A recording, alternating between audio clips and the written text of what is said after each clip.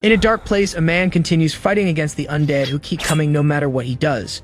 He knows this is the underworld, and that his body can endure it, but fighting endlessly simply makes no sense to him. He keeps cutting down hordes of undead and shouts that he is the king of humans, the hero of his people, and a damned saint compared to most others. Suddenly, a great red being appears, and the man calls out to the ruler of the underworld, asking what he wants with someone like him. The great being disappoints the king, while the man demands how he dares treat a king as powerful as himself in such a way. The ruler of the underworld finishes taking a drag from his pipe, calls the man an idiot, and asks if he has finally gone completely insane. He knows everything about him and how powerful he felt his entire life. He is the boy who could steal anything, the monk who kills, and the king who led his people into battle. Yet before him now, he is nothing but a worthless sinner. He is merely a man who went to war, a sinner who burned homes for fun, and who cut off a child's head simply because she refused to fight. Yes, he is indeed a king, but to reach that throne, he killed many people.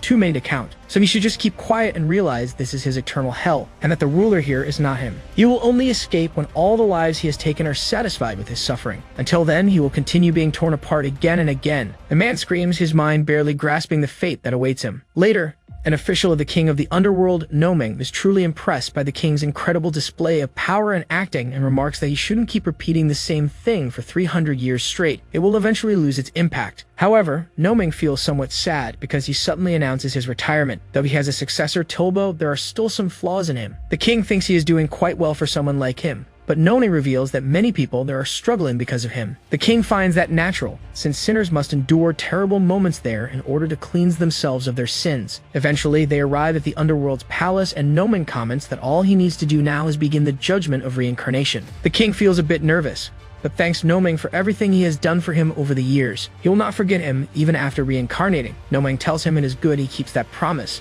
But when the king opens the doors, the talkative Noming is shocked to see a lush green forest before him. Noming remarks that the river around it should be flowing with blood, but now there is only crystal and water. Birds sing instead of sinners screaming, and the whole place now looks like a vacation spot. Naturally, Noming is furious at this sight, since Tulbo was supposed to be in charge. But that fool is nowhere to be found. The cauldron that should have been filled with boiling tar and people simmering in agony could now be used for soup. Everything is filled with rainwater, and where is that bastard? Noming tells King Yeomra that he should turn back since this place certainly isn't meant for him. Yeomra refuses, for he longs to reincarnate with every fiber of his being. Noming grows angry at him for thinking of reincarnation now, but Yeomra feels he deserves it. He worked tirelessly all these years, but if that wretch isn't here, he cannot move on to his second life. Suddenly, his vision begins to blur as Noming tries to say something to him, his entire being descending into chaos. But that is when Noming snaps him out of the trance and shouts for him to dodge. Unfortunately, the holy strike descending upon him still manages to hit, and God himself has come to make a request of Yeomra. He wants him to search for Tilbo, but Yeomra refuses, saying it is Tilbo's fault for having neglected them so much. Why should he go when his service is already over? God says something inaudible, which Yeomra dislikes as it is spoken in a commanding tone. But now he cannot reincarnate, for he is incompetent in every way. Yet now he is no longer one of his servants, for he has retired. Perhaps he has grown senile enough to forget, so if he could kindly step aside, that would be great. With enough energy, Yeomra manages to push God, who slowly closes the gate he created and returns to his place. But before it closes completely, Yeomra teleports to the gate and forces it wide open. He will not leave, for he wants to reincarnate, so he will find Tilbo. But he vows that one day he will pay for this. With that, he crosses the gate and is transported to the skies above the city. Yet when he falls to the ground, he realizes there is fire everywhere. And when some people start running toward him, he notices something else emerging from the flames: the dead. These wretches should be in the underworld, not here in human world. One of them manages to capture a little girl and prepares to eat her.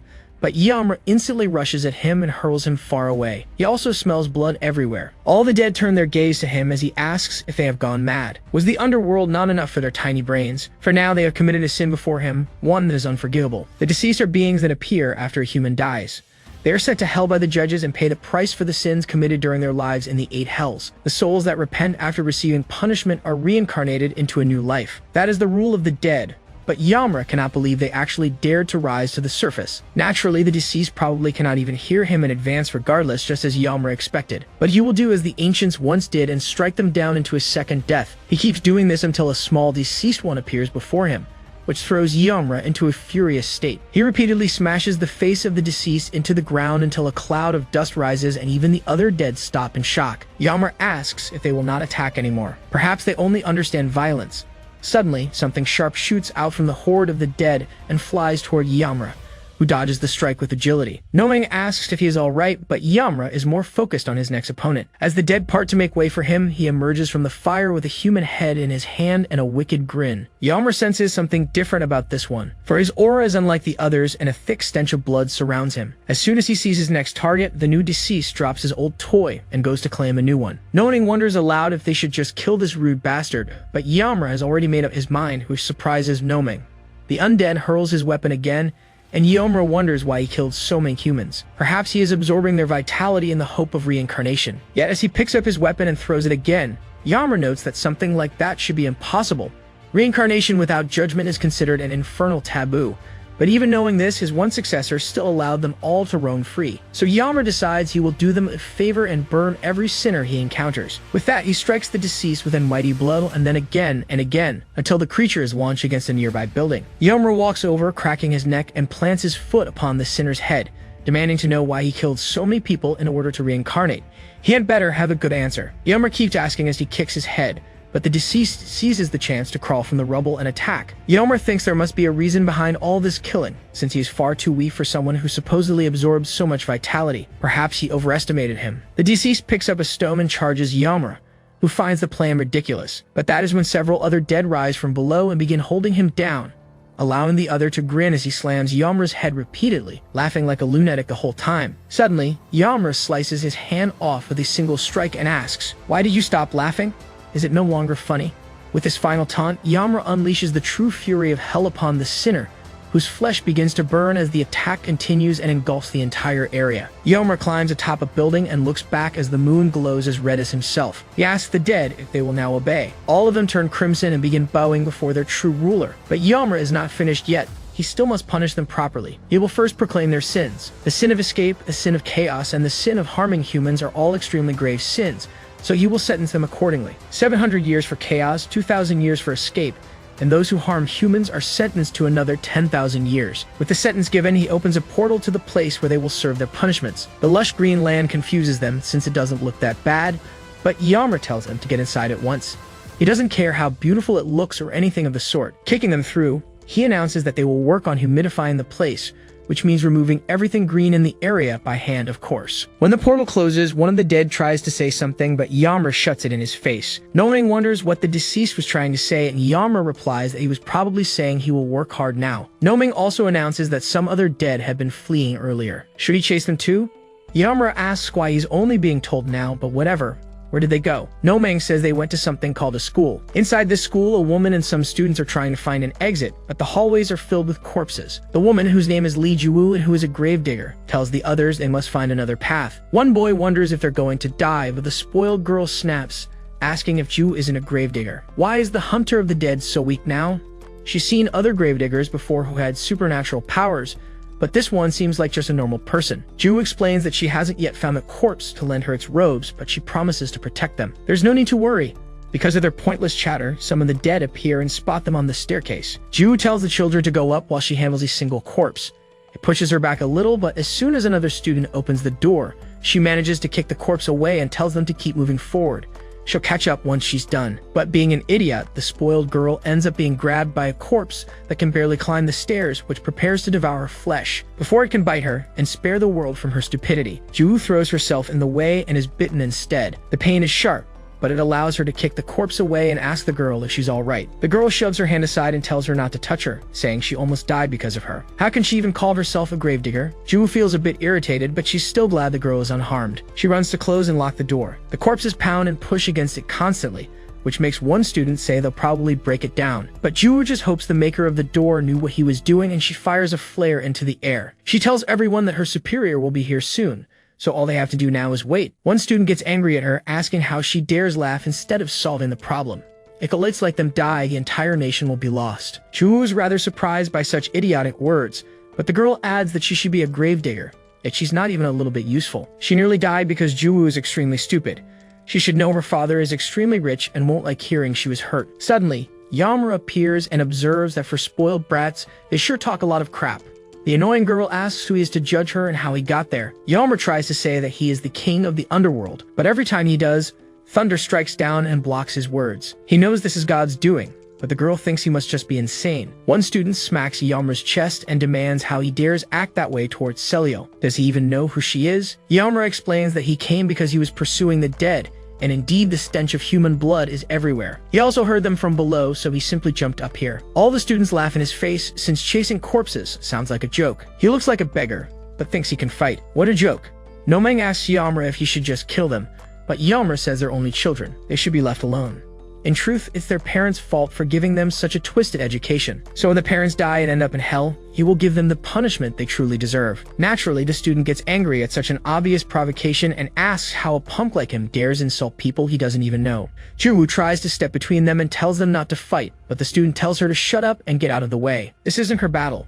When she insists, he shoves her with a slap, which allows Yaomura to see that she has been bitten by a corpse. It also makes him wonder if she can really endure until help arrives. He also feels that she looks familiar from somewhere, but his thoughts are interrupted by the student, who is already irritated with his distraction and declares that he'll show them how frightening they can be. If his father went to hell, the king of the underworld would cry and beg for forgiveness, apologizing non-stop. Upon hearing that Yaomura is the king of the underworld, he bursts out laughing. He tries to hold it back but cannot, finding it all far too hilarious. The student asks why this bastard is laughing so much. Is he being funny? Whatever. It doesn't matter now. He'll beat this bastard and let his father handle everything as he always does. Nomeng tries to warn him to stop, but he doesn't listen. Then the attack comes and the student's fist burns when it ends. God, also known as the Jade Emperor, tries to contain the situation, but Nomeng says it's already too late, as things have gone completely out of control. Ju steps in front of Yaomura before he is struck and tells him to dodge instead of just standing still. She starts coughing blood from her wounds, but still tells him to stay back because she'll protect him no matter what. The student has had enough. Now this bitch is making him look like the villain. But if she doesn't know her place, he'll show her what it is. Whenever Yaomura sees a sinner, his eyes widen and the instincts of the king of the underworld take over. The student demands that he release his hand because it hurts and says he'll kill him if he doesn't. Yaomura remarks that killing someone isn't as easy as he thinks, which frightens the student and surprises Juwoo. He keeps squeezing his hand until it turns purple, and finally lets go, which gives the student a surge of confidence. He declares that he doesn't care, he'll kill him. He'll tell his father everything and then throw his body to the dead. They won't even touch him, since he's so filthy. Yaomura is surprised this brat still hasn't come to his senses, as he continues threatening people for no reason. At this point, Yaomura shouldn't even be speaking to him, since he's no different from the deceased. Will only respond to violence, a tool used against sinners from the very beginning. He picks up a piece of wood while saying this, and after cleaning it, announces that he'll give it a name. Does anything come to mind when he looks at it? A student doesn't understand what he's talking about, but his friend says it looks like Harry Potter's wand. Yaomura confirms that it really does and immediately smacks the student's backside with it. By now, he should fully understand the situation. For his actions, his sentence is a beating with Harry Potter's wand. Yaomura continues thrashing him with a piece of wood, making the student scream in pain. Nomeng is shocked by his master's actions, as are the others, who gape at the sight of such a thing happening right before them. Yaomura even acts like a maniac as he does it, which hardly helps. But once he's finished, and the student's backside is as red as a tomato, he asks if this punishment was enough to make him behave better. He had better reflect from now on, or Yaomura will return to beat him with Harry Potter again. Suddenly, the spoiled girl starts screaming, for the dead are climbing the building, stacking themselves one on top of another. She wonders what they can do, but Juwoo stands in front of her. Everyone must go down. She'll buy enough time for them to escape. The girl refuses, insisting that there are too many dead waiting below. Juwoo confirms that all the dead are here, climbing up, so they must flee while they still can. With that, they start working on the walk, and Juwoo tells Yaomura to go with them as well, since she promises to take care of things here. He notes that in his life he's seen many people, but none like her. Why is she helping people like those when she could just save herself? She's been insulted, ignored, even hurt. These wretches will never know the grace of kindness, and yet she risks her life to protect them. Juwoo karate chops him on the head and says that for a boy, he sure talks a lot of deep nonsense, but it's better for him to stop talking and head down too,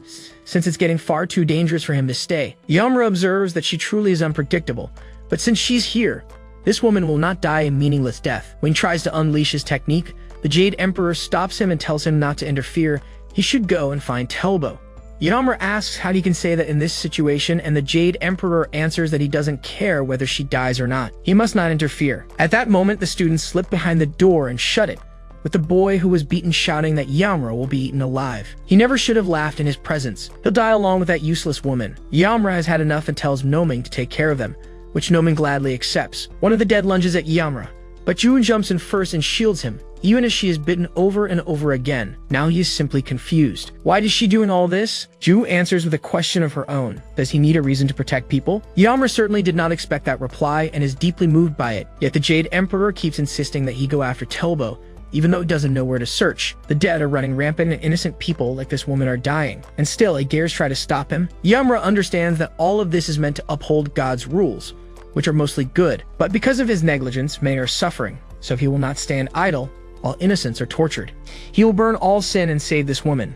With a single strike, he wipes out all the dead and tells Ju that he has a job offer for her. Naturally, the Jade Emperor tries to stop him, but Yamra refuses to listen again and tells Ju that her salary will be enormous and she'll have full insurance. She'll be able to take as many vacations as she wants, and when she retires, she can reincarnate as the wealthy daughter of a powerful man. He is basically inviting her to work in God's place. When Ju loses consciousness, she mutters that it would be a great job. Yamra is surprised that she still has strength and lays her on the ground, asking if she's alright. Ju checks her wound and realizes how severe the bleeding is. It's already too late for her. Perhaps they will meet again in the next life. Yamra will not allow her to die after inviting her, so he removes his hairband and uses the manifestation of the underworld to pull her into a white, serene world. He notes that she is the first person to come here with her body intact, but regardless, he welcomes her to the first underworld he personally created. Ju asks him to repeat that, as she can't believe she's literally in the underworld. But after walking around, it doesn't feel like just a mental trick, and her wounds are practically healed as well, which she sees as an opportunity. She asks to be officially hired as an employee, but also asks Yamra's name, since she still doesn't know it. Yamra says it's nothing much, just the king of the entire underworld, though she may call him Yamra, and perhaps she's curious about him now. Naturally, Ju is quite shocked to stand before the king of the underworld, certainly not something that happens every day. But Yamra pulls her out of her trance by asking her name.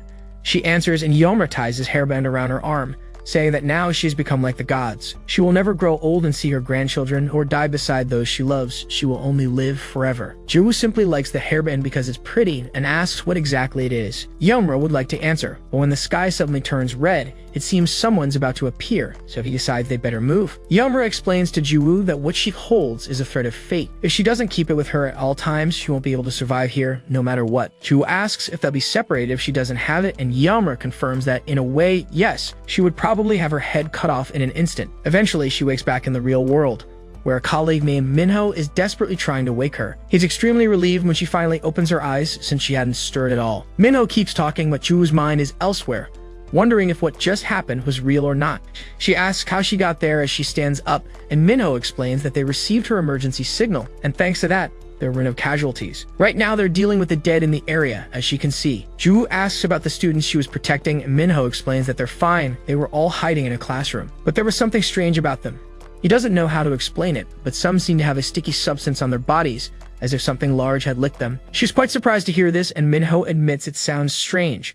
But while he continues speaking, Ju looks down and thinks of Yamra, since the thread of fate is still in her hand. That means what she experienced was no dream. As she reflects on what to do, a person named Park approaches and asks if she's alright. Ju says she is and thanks her for the concern, but Park tells her to shut up, saying she only cared because of that ability of hers. And besides, she had better not be late to work tomorrow, even after all that's happened. As always, Ju lowers her head and accepts it. Minho shows up and pats her shoulder lightly, telling her not to take Park's words seriously.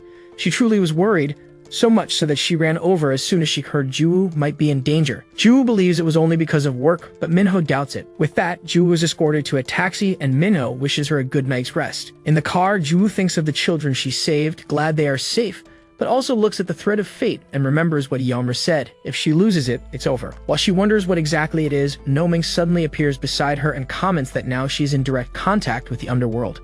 She screams so loudly the car jolts, and the driver asks if she's okay. Ju covers it up by saying she saw a bug, but then whispers and asks who that weird little ball is. Noming introduces himself as Yamra's advisor, and Ju asks if other people can see him. Noming confirms that normal people cannot, but when Ju tries to use honorifics with him, he complains that it's too cringe. They should just speak casually. With that settled, she asks where Yamra is, and Noming explains that he's with the students she mentioned. However, if he went personally, things might already be over for those bastards. Ju remembers Yamra's manic behavior when punishing that student, so she tells the driver to change the route.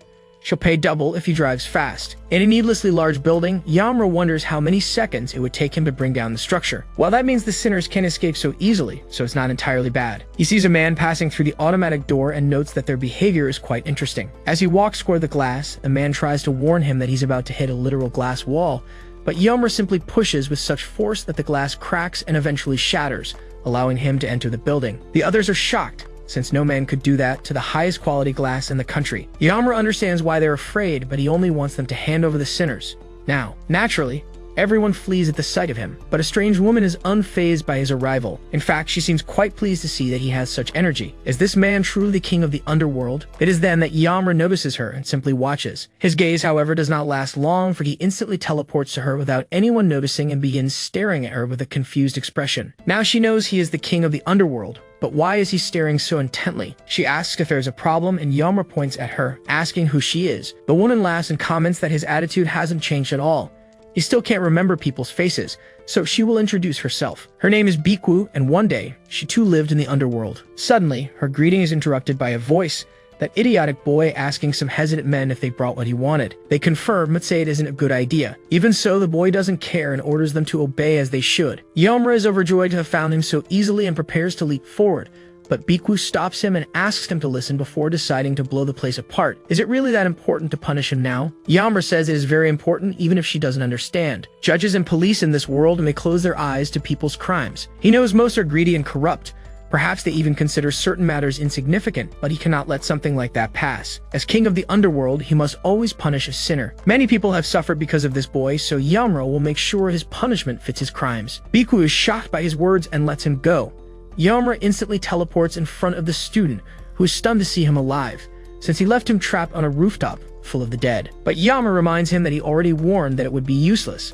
He also realizes that the boy hasn't reflected at all on his actions, so once again, he will be beaten by Perry Hodder. Bikwu wonders if she heard that correctly, but the boy immediately drops to his knees and begs him not to do it. The staff manage to call the guards, who for some reason weren't at the entrance, and set them against Yamra. When all of them are about to be sent straight back to hell, Bikwu simply raises her hand and tells them to leave him alone. He is not an enemy. Instantly, the guards retreat, and Yamra is surprised at the level of authority this woman holds in that place. She must be a good leader, but who is she? Really? The student, also known as Young Master, takes the chance to flee, which irritates Yamra. But one of the Young Master's bodyguards stops him, saying he is the son of President Kang. Yamra asks why it matters, so the bodyguard explains bluntly. That boy is the son of the president of the Kang Sung Group, the third largest conglomerate in Korea. He holds more influence in the business world than anyone. Yamra asks again why that matters. Seeing that this fool won't understand, the bodyguard grabs him and tries to slam him against the wall, but he can't even make him budge. He struggles desperately to knock him down, but even with all his strength, Yamra doesn't move. Yamra asks if he really expects him to view that boy in a better light just because he's the son of an important man. Is he really that stupid? The bodyguard wonders what kind of beast he has just provoked. Yamra remarks that money is not power, so he should stop spouting nonsense and return to his post. But the man probably thinks it's fine to commit crimes just because he has influence. This is like when a sentence is reduced because someone is deemed physically or mentally weak. But unfortunately for him, this is not that kind of world, or he probably doesn't even understand. The bodyguard tells him not to think he can do whatever he wants, because he knows how to use power too. He begins ripping his shirt, and before anyone has to censor the scene, transforms his body into steel with an ability called Iron Fist, which lets him move much faster and strike Yamra with a double blow. It allows him to push even further and hit Yamra with such force that he is hurled away. Believing he has won, the bodyguard starts showing off his ability to absolutely no one because of his small ego. But that's when Bikwu says it's a shame, because in addition to being a complete loser, he's also an idiot. Oh, and you should probably look behind him. That's when Yamra instantly teleports behind him and remarks that he has just become a sinner. The bodyguard still has time to turn and see a fist flying toward him, which connects, but Yamra notes that he is more resilient than he first appeared. The bodyguard asks how he is still standing after what he endured, but insists he won't let him rise again. He tries to strike Yamra with everything he has, but Yamra easily dodges all of the blows and wonders why he is wearing a shroud. Humans really are good at coming up with the craziest things. Tired of him, Yamra kicks him in the face and then spins into a flying kick that lands squarely on the bodyguard's ugly face. He has finally reached judgment. For his first punishment, he will have to survive this punch, though Yamra does not recommend it, as it may leave him with a broken neck. The bodyguard admits that he is completely outclassed in every category: strength, speed. Just who is this man? One thing is certain, this is no human. The blow drives the bodyguard's head into the ground like an ostrich. Bikwu expected nothing less from Yamra, but she senses something has changed, as if he is weaker than before. Suddenly, he calls her name and asks why humans use shrouds, since those are garments of the dead and should never be worn by mortals. Bikwu tells him not to worry so much, it's just a form of protection for everyone. It's been more than 20 years since the dead arrived in this world, and at first, humans truly struggle to protect themselves. Yahello asks if they cannot fight without using shrouds, so Biku explains that humans are far weaker than the dead. When they cross the river Styx, they are bitten by monsters and forced to run for hundreds of years to avoid being crushed. Some plow the land with weights no human could lift. The more criminal a sinner was in life and the longer he serves, the more superior he becomes to humans. However, some of the dead chose to repent and lent their shrouds to humans. That is how humanity gained the power to fight back. Most become something called gravediggers and battle any dead they encounter. But like this foolish bodyguard, they can also choose a far more selfish path. Yahello makes a strange face as though he doesn't understand, but Noming explains that the shroud was an inevitable choice. She should get straight to the point since Yahello is hopeless when it comes to explanations. Biku is very glad to see him and asks how long it's been since they last met. Noming says about 300 years, but Yahello asks why she's acting as if they know each other. Has she been going to the human world without permission? Noming is shocked he doesn't recognize her, but Biku comments that it has indeed been a long time. Even so, Yahello still doesn't understand who she is and assumes she's just a normal human. Seeing that the fool isn't getting it, Biku asks who the woman standing there is. Ju introduces herself and Biku is surprised to see she's human and a gravedigger. No less. What is she doing here after all? Noming says it's a long story, but for now she's in circumstances similar to theirs. Biku pities her, but Yahello says she doesn't need pity since she's been hired to work in God's place. Though Biku should reveal who she is, since perhaps he'll hire her too. With that, Biku explains that she is the 12th honorary sign, Axis, and her role was as Tilbo's assistant. They move into another room and Biku tells Yahello she doesn't know how hell ended up that way. She simply appeared there, as if she'd been teleported. Yahello asks if she knows where Tilbo is, but she doesn't, which makes him shout in frustration, since he thought he had finally found that bastard. Biku apologizes for not being helpful, but Yahello says it's fine, since this is more about Tilbo than anyone else. Still, he wonders how things reached this point. He has yet to confirm if something truly happened to Tilbo, but all this chaos makes him think perhaps Tilbo orchestrated it on purpose, which is hard to accept, since it would make the situation far more complicated. Biku realizes he may be lacking information, so to compensate, she has been working hard on many fronts, and she is certain this piece of paper will help him. Yahello observes that she must be very good at her work, and asks if she wants a job in the divine workplace. She refuses, which he understands he wouldn't want to work there either. Biku changes the subject and asks about Juu, since she hasn't seen her around for some time. Yahello explains that she was sent on a simple mission, her first one in fact, so it shouldn't take long. Right now, she's chasing the young master through the city with a magic wand, leaving people around them wondering what's going on. When Yahello gave her the task, he handed her his magic wand, which made her beg him to stop thinking about beating that student. But he told her she was the one who almost died because of that bastard, so he was doing her a favor by letting her handle it for him. She agreed and asked what she was supposed to do with it, and since Yahello was being called by Biku, he'd rushed the explanation. Her task is simple. She just has to shout like this while swinging the magic wand. She's doing it now and yelling things like burn the sinner and other words that make the student run even faster, but it's extremely embarrassing for her. Now she understands why that woman pitied her, and too ashamed to look, she bumps into someone and apologizes repeatedly. But when the person turns around, it turns out to be Park, who immediately scolds her for not resting as she was ordered to. She quickly apologizes for her behavior, but Park pulls her back and says they'll deal with that later. Right now, she needs her help. Ju asks what she must do just as a strange figure with a wicked smile walks down the street beside them. Park reveals that they need to take care of this guy no matter the cost. Ju asks if they should subdue this dead one right now, but Park refuses, saying he will flee if they go after him, since he is a master of escapes and tricks. They will only follow him and look for any opening for a surprise attack. Ju asks why he keeps looking everywhere, and Park explains that he is on patrol, but she knows how hard that may be to believe. Whenever he passes through an area, soon after, a massive dead one appears to devastate it. Perhaps this man is his subordinate, but he definitely has something to do with it. After observing him for a while, Park thinks that maybe his main goal is to remove every obstacle in the way. Unfortunately, the student is found by that dead one, and Park runs desperately to reach him. But even though she is faster than most humans, she arrives too late, and the undead lands a powerful strike. However, the boy does not end up as a puddle of blood, because Ju manages to catch him and land directly on a pile of trash. Park congratulates her for being so agile and rushes to attack, determined not to fail a second time. No matter what, he will pay for his sins. She activates her mantle, Stigma of the Scholar, and with a massive hammer, she hurls the dead one away. She then orders Ju to evacuate the civilian and call for reinforcements immediately, which Ju agrees to do, but demands that Park hold out at all costs. Park tells her to hurry, since her stigma isn't combat-oriented, but she is shocked to see the dead one already recovered from the blow. She can't afford to be surprised and must dodge the attack at any cost. She trades strikes with him to slowly escape his range, but the undead wasn't even aiming at her. He wanted her weapon first. When he gains the advantage by making her float, he lands a punch, though she still manages to hit him with her hammer. Even so, the attack seems to have no effect. Park realizes that if she doesn't touch the ground soon, she won't be able to strike with more force and will be at that bastard's mercy. Suddenly, the dead one activates his own mantle, a phantom bat, and grabs Park, slamming her against the walls repeatedly before leaving her embedded in one. Believing it's over, he prepares for the finishing blow. But at that moment, someone knees him hard. That someone is Ju-woo, who came to the rescue. Park asks if reinforcements will arrive soon, and Ju-woo says she contacted someone and he'll be here shortly. Park insists this isn't an ordinary dead one, since he can use mantles, and they'd need at least 2 level 1 gravediggers and several of lower levels to defeat him. And yet Ju-woo was such a complete idiot that she dared to call only one person. Ju-woo dodges the dead one's strike and defends herself, saying they won't die, at least not in this life. Park wonders what nonsense this idiot is spouting, but she also notices that Ju-woo is much sharper in combat. Maybe that red thing really is some kind of mantle. The undead is wounded, but has had enough of their attacks, so he retreats before crouching down and beginning to circle Ju-woo repeatedly. Park warns her to be careful, because he's about to use his ability. Indeed, the dead one turns invisible as he possesses the skill of stealth. Ju-woo desperately tries to figure out where the invisible dead one is, but she finds out soon enough when he strikes her from behind, leaving her barely able to block. It seems the dead one is using a hit-and-run tactic, disappearing as soon as the strike is over, forcing her to search for him again. She can only predict, and when she looks behind after hearing the wind shift, the dead one is actually at her side and lands a successful blow. He vanishes once more, leaving Ju completely disoriented, unsure where to even look. On top of that, the bell hanging from his ear throws her off as well, probably on purpose. Could she even win a fight like this?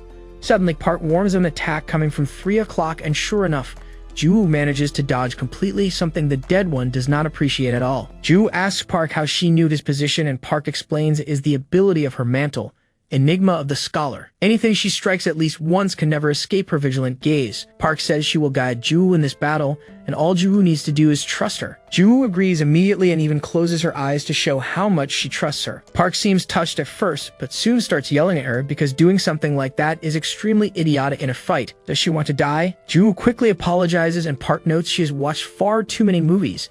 This is a real battle, and they need to be cautious. She instantly calls out the position of the next attack as it comes, and each time Ju manages to land more blows on the dead one, who can do nothing but take hit after hit. This continues until it resembles a one-sided beating, which a strange person, a disciple named John Mucci, also comments on. He hadn't expected gravediggers these days to be so terrifying, but since he was the one who sent this guy on patrol, he should probably step in, or it would be a real shame if a dead one with such promising talent were to disappear. Besides, he would rather avoid being scolded by that person. With that, he descends and asks them to stop beating up his friend. Ju immediately glares at him and demands to know who he is, but Park tells her to fall back. Since this is one of the big shots she had mentioned earlier, this is the disciple John Uchi. He's a little confused that she would call him a big shot when he looks so scrawny, but he is pleased they know who he is. Now to the matter at hand. Could he take his friend back?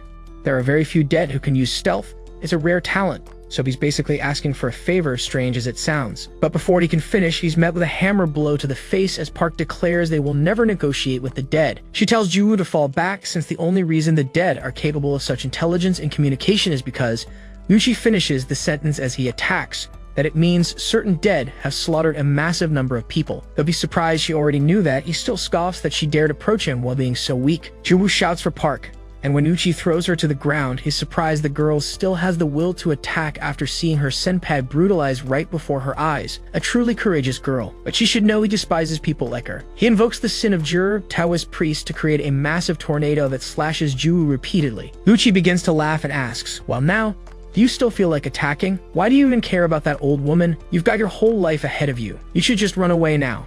That's how humans are, completely pathetic, always thinking only of themselves. Everyone is an animal that never cares for the lives of others. That is their true nature. Michi finishes his attack, certain that the girl will flee because of her injuries. But what he sees next enrages him even more, for instead of running away, she chooses to protect that woman even though she could escape. He asks why she would protect something at this point, but Ju does not answer, which only irritates him further. In today's world, no one does such a thing because their own lives are the most important. Altruism leads nowhere. Ju would like to tell him 2 things. First, that she doesn't need a reason to save someone, and second, that now he has committed a sin. As soon as she finishes her sentence, Uchi feels a desperate instinct not even to breathe. After that, the protagonist tells him that he has sinned, and he cannot even look in their direction. It is not that he cannot.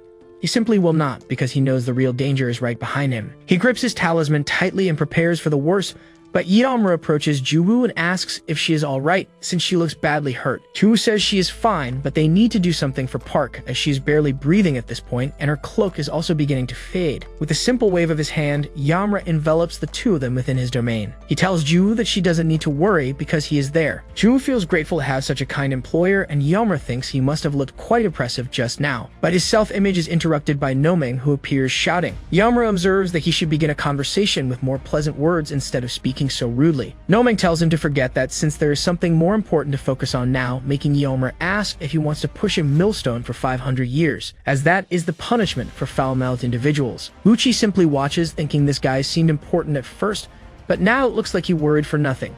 He tries to tell Yamura that he will pay for joking around, but at that moment he is thrown far away by him, and Yamura says he should not even breathe, for any oxygen spent on him would be a waste. Buchi has had enough and asks if Yamura didn't just forgive him. So why is he attacking now? Yamura asks what he is talking about. In the first place, Buchi wasn't even his priority. The most important thing was to take care of his victims. But now he has plenty of time. The two activate their powers at the same time, creating a storm of red and green that flies everywhere. But naturally, Yamura is far stronger, as his attack easily pierces Uchi's cloak. Uchi falls back, but Yamura does not stop with just one strike. He charges forward with his shoulder against Buchi, who in total desperation activates the 8 gates of folly. Yamura just stands still, making Uchi think he managed to trap him and seals him inside the ability, which begins to cut through. Buchi says that Yamura is like an empty cart, making a lot of noise, but with nothing of value inside. He summons a powerful sword and strikes. Buchi begins to laugh, since no one has ever escaped from his ability before, and Yamura's cloak was completely sealed as a result. It is his complete victory.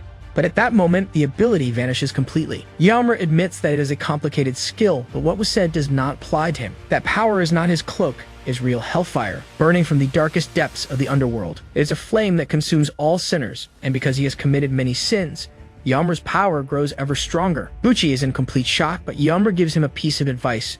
Don't bite the ground too hard. When the mighty attack is launched directly at him, Buchi refuses to give up and once again activates the seal of the 8 gates, at the same time throwing another sword against the strike. But no matter what he does, the attack keeps coming and his wind cannot do anything against it. This man is trying to extinguish hellfire with little wind spells, but even if he manages to stall it for a moment and slip away, Yamura is right there to punish every move and smashes him with a punch. He continues hurling hellfire over and over again, and Buchi is sick of seeing it, but he has no energy left to move, so the fire engulfs him completely. Buchi feels as though his entire body is about to melt into the ground from the heat. Yamura wonders why he has not turned to ashes yet, but Noming says they cannot do anything more with him because he has passed his sword and cloak on to Tilbo. Noming suggests throwing this man into hell and leaving, since hell and the human world have different concepts of time. Yamura had completely forgotten he could do that, which does not surprise Noming. But he also moved the humans to a safe place for the time being, so Yamura does not need to worry. In addition, he took the magic staff from that woman, which left Yamura very pleased. He really is a good subordinate. Noming remarks that he must be reliable, since his master is completely scatterbrained, making Yamura ask if he really wants to be replaced. While they talk, Buchi tries to escape and run, since this is his only chance, with a monster completely distracted. He must warn that person about this man to avoid him at all costs, because he is far too dangerous for any of them. Unfortunately for him, Yamura notices his attempt to flee and crouches down, asking where he thinks he is going. Because of the situation, Buchi has to abandon all his pride and begins to beg. What he did was a mistake. He begs for mercy. In his mind, he hopes Yamura will fall for his act, but instead of answering directly, Yamura chooses to tell a story from the past. On a dull day, a woman who had lost her son descended into hell. The king of hell asked why she came there, and she said it was because her son had not survived. The king asked who had caused it, and she said it was the king himself. Since he had been the one to start the war and increase the famine, he was to blame. Unfortunately for her, the king of the underworld already knew everything. In fact, it was he who had started the war and let his own people starve. But because of her actions, she was the true sinner there. And so he discovered that no matter what, sinners are always the same. When they are in a bad situation, they lie and lie instead of being honest, that they despise the idea of the same thing happening to them. They are irritating. That is why he created hell for people like them. Buchi seems defeated upon hearing this, but after thinking for a moment, he begins to tremble. He is no longer afraid. Since he is only the king of the underworld, he will not bow before him, no matter what happens. He activates another wind technique, Wind Dragon, to try to harm Yamura. However, Yamura is already delivering judgment upon him. This sinner feels no shame and has no sense of duty. Remorse is a feeling he has never known. Therefore, as the king of the underworld, Yamura will sever his reincarnation completely. As he channels power into his staff, he begins using Soul Bonsai, first form, Oiken. With one swift motion, he cleaves him in half and ends all of his lives at once. Noming watches as Yuchi vanished in mind and body and thinks it had been a long time since he last saw that technique, the Soul Bonsai. Because of the immense power used, Yaomura's magic staff shatters entirely, expected since it was nothing more than an ordinary stick he picked up from the ground. Even so, Noming is shocked that Yaomura can still unleash so much power, even without his sword and mantle. It was his own strength that accomplished this and nothing else. After completing his work, Yaomura says they should relax somewhere since they've been awake all day. They deserve to rest. Naturally, the place they go to unwind is Juwoo's apartment, where she asks if he really came there just to relax. Yaomura tells her to sit and make herself comfortable, since even if he's her boss, there's nothing to worry about. He relaxes with a sip of his drink, and Juwoo says she'll do exactly that since of course there's nothing inconvenient about it, right? After all, it's her house. Why should she feel uncomfortable? Yaomura acts innocently and says that's exactly it. He always knew she was clever. Naturally, Juwoo realizes he's mocking her, though she can't spit in his face and she'd surely lose her job. Instead, she suggests he go stay with Baekwoo, since she probably lives in a mansion or something. Yaomura says it's better to sit in the home of a subordinate since going to the house of a stranger like that would be shameful. Juwoo feels that what he said also applies to their situation, but she relents and asks if he wants her to find an apartment for him as well. Yaomura misunderstands one of her words as fart and starts laughing like a silly child, which she compares him to. Having had enough, she explains that she needs privacy, so she can't let him stay there. She'll find a nearby studio for him. Yaomura admits he doesn't know what that is, but since he's been through similar circumstances in the past, he won't oppose her choices and will leave if she's truly uncomfortable. That should prevent any resentment, right? With that, he stands and tries to leave, but before he does, he asks if there are any sinners nearby he can bother. Juwoo knows very well how he deals with such sinners and tells him not to even think about it. He wonders why she's so reluctant. Sinners must be punished at all times. Juwoo points out that his methods are really problematic, so Yaomura promises to be gentle, though she doesn't believe a word. He insists that he really can be gentle. To prove he can't, she gives him an example. There's an old woman nearby with a serious illness. One day, she threw trash by the roadside and didn't pick it up. What would he do to her? Yaomura says she should be thrown into a cauldron of boiling pitch, which makes Juwoo scream, sparking a heated argument with both failing to understand the other's point of view. The quarrel escalates until they're acting like cat and dog, while Noming just observes like the beleaguered owner of the two.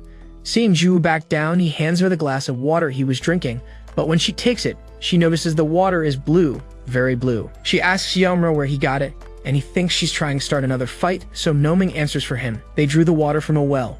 Juwoo assumes the worst, and Yaomura remarks that now that every home has a well, they must really be living well. Juwoo rushes to the bathroom and indeed finds that blue water is coming from the toilet, nearly making her faint on the spot. Yaomura and Noming approach, and in a moment of pure comedy, she explains that the water there isn't drinkable. While she explains this situation on top of the toilet, Yaomura sinks deeper and deeper into despair until both he and Noming collapse on the floor. After this disaster, Yaomura is given pajamas and starts crying over what he's done, but Juwoo brings real water and says that since things have come to this point, she'll have to take care of him, so they might as well live together. Yaomura is surprised by her change of attitude and shrinks back embarrassed, but in return, she wants her salary doubled, if possible. Yaomura looks at her, and she resembles someone he once knew, who wished to be born as a human in the next life. For that reason, he stands and asks if she descends from a god. Juwoo doesn't understand what he means. What does it mean to descend from a god? Yaomura thinks it's simple and demands an answer, but Noming is exhausted by his nonsense, since his idiocy is resurfacing. He barely remembers people's faces, he's always been forgetful.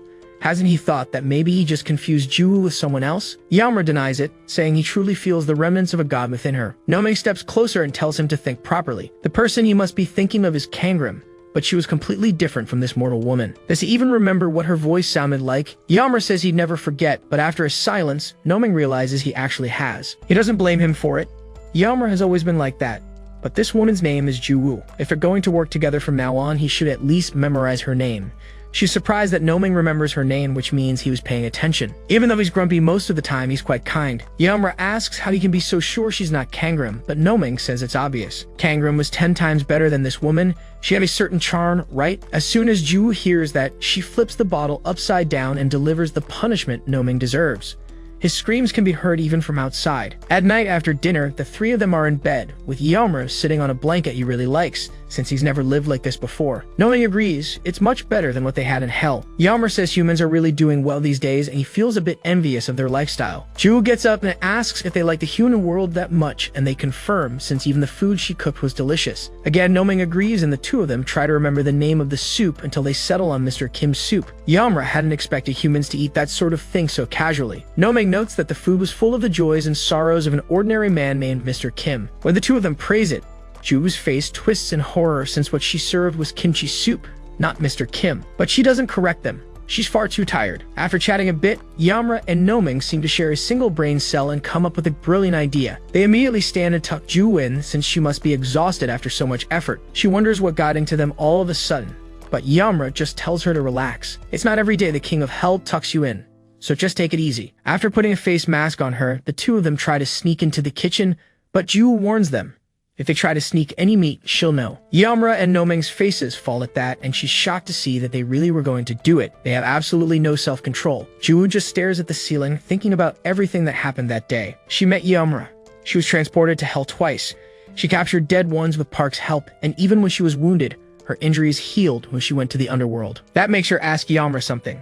If someone enters Hell for the first time, are any wounds or illnesses healed? Nomang says humans improve when they enter, but Yamra notes it's different for the dead. Juwoo wonders if, by continuing to work with him, she'll be able to see someone who's already died. Yamra stands and asks why she'd want to see more dead people, so she explains she wants to see her parents. She wasn't able to protect them before, and she still feels deep sadness because of it. Nomang immediately says she can't, she's human. Humans have limits on what they can and cannot do. But when he tries to tell her to give up, Yamra smacks him so hard he faints instantly. Juwoo asks why you did that out of nowhere, but he tells her to be quiet.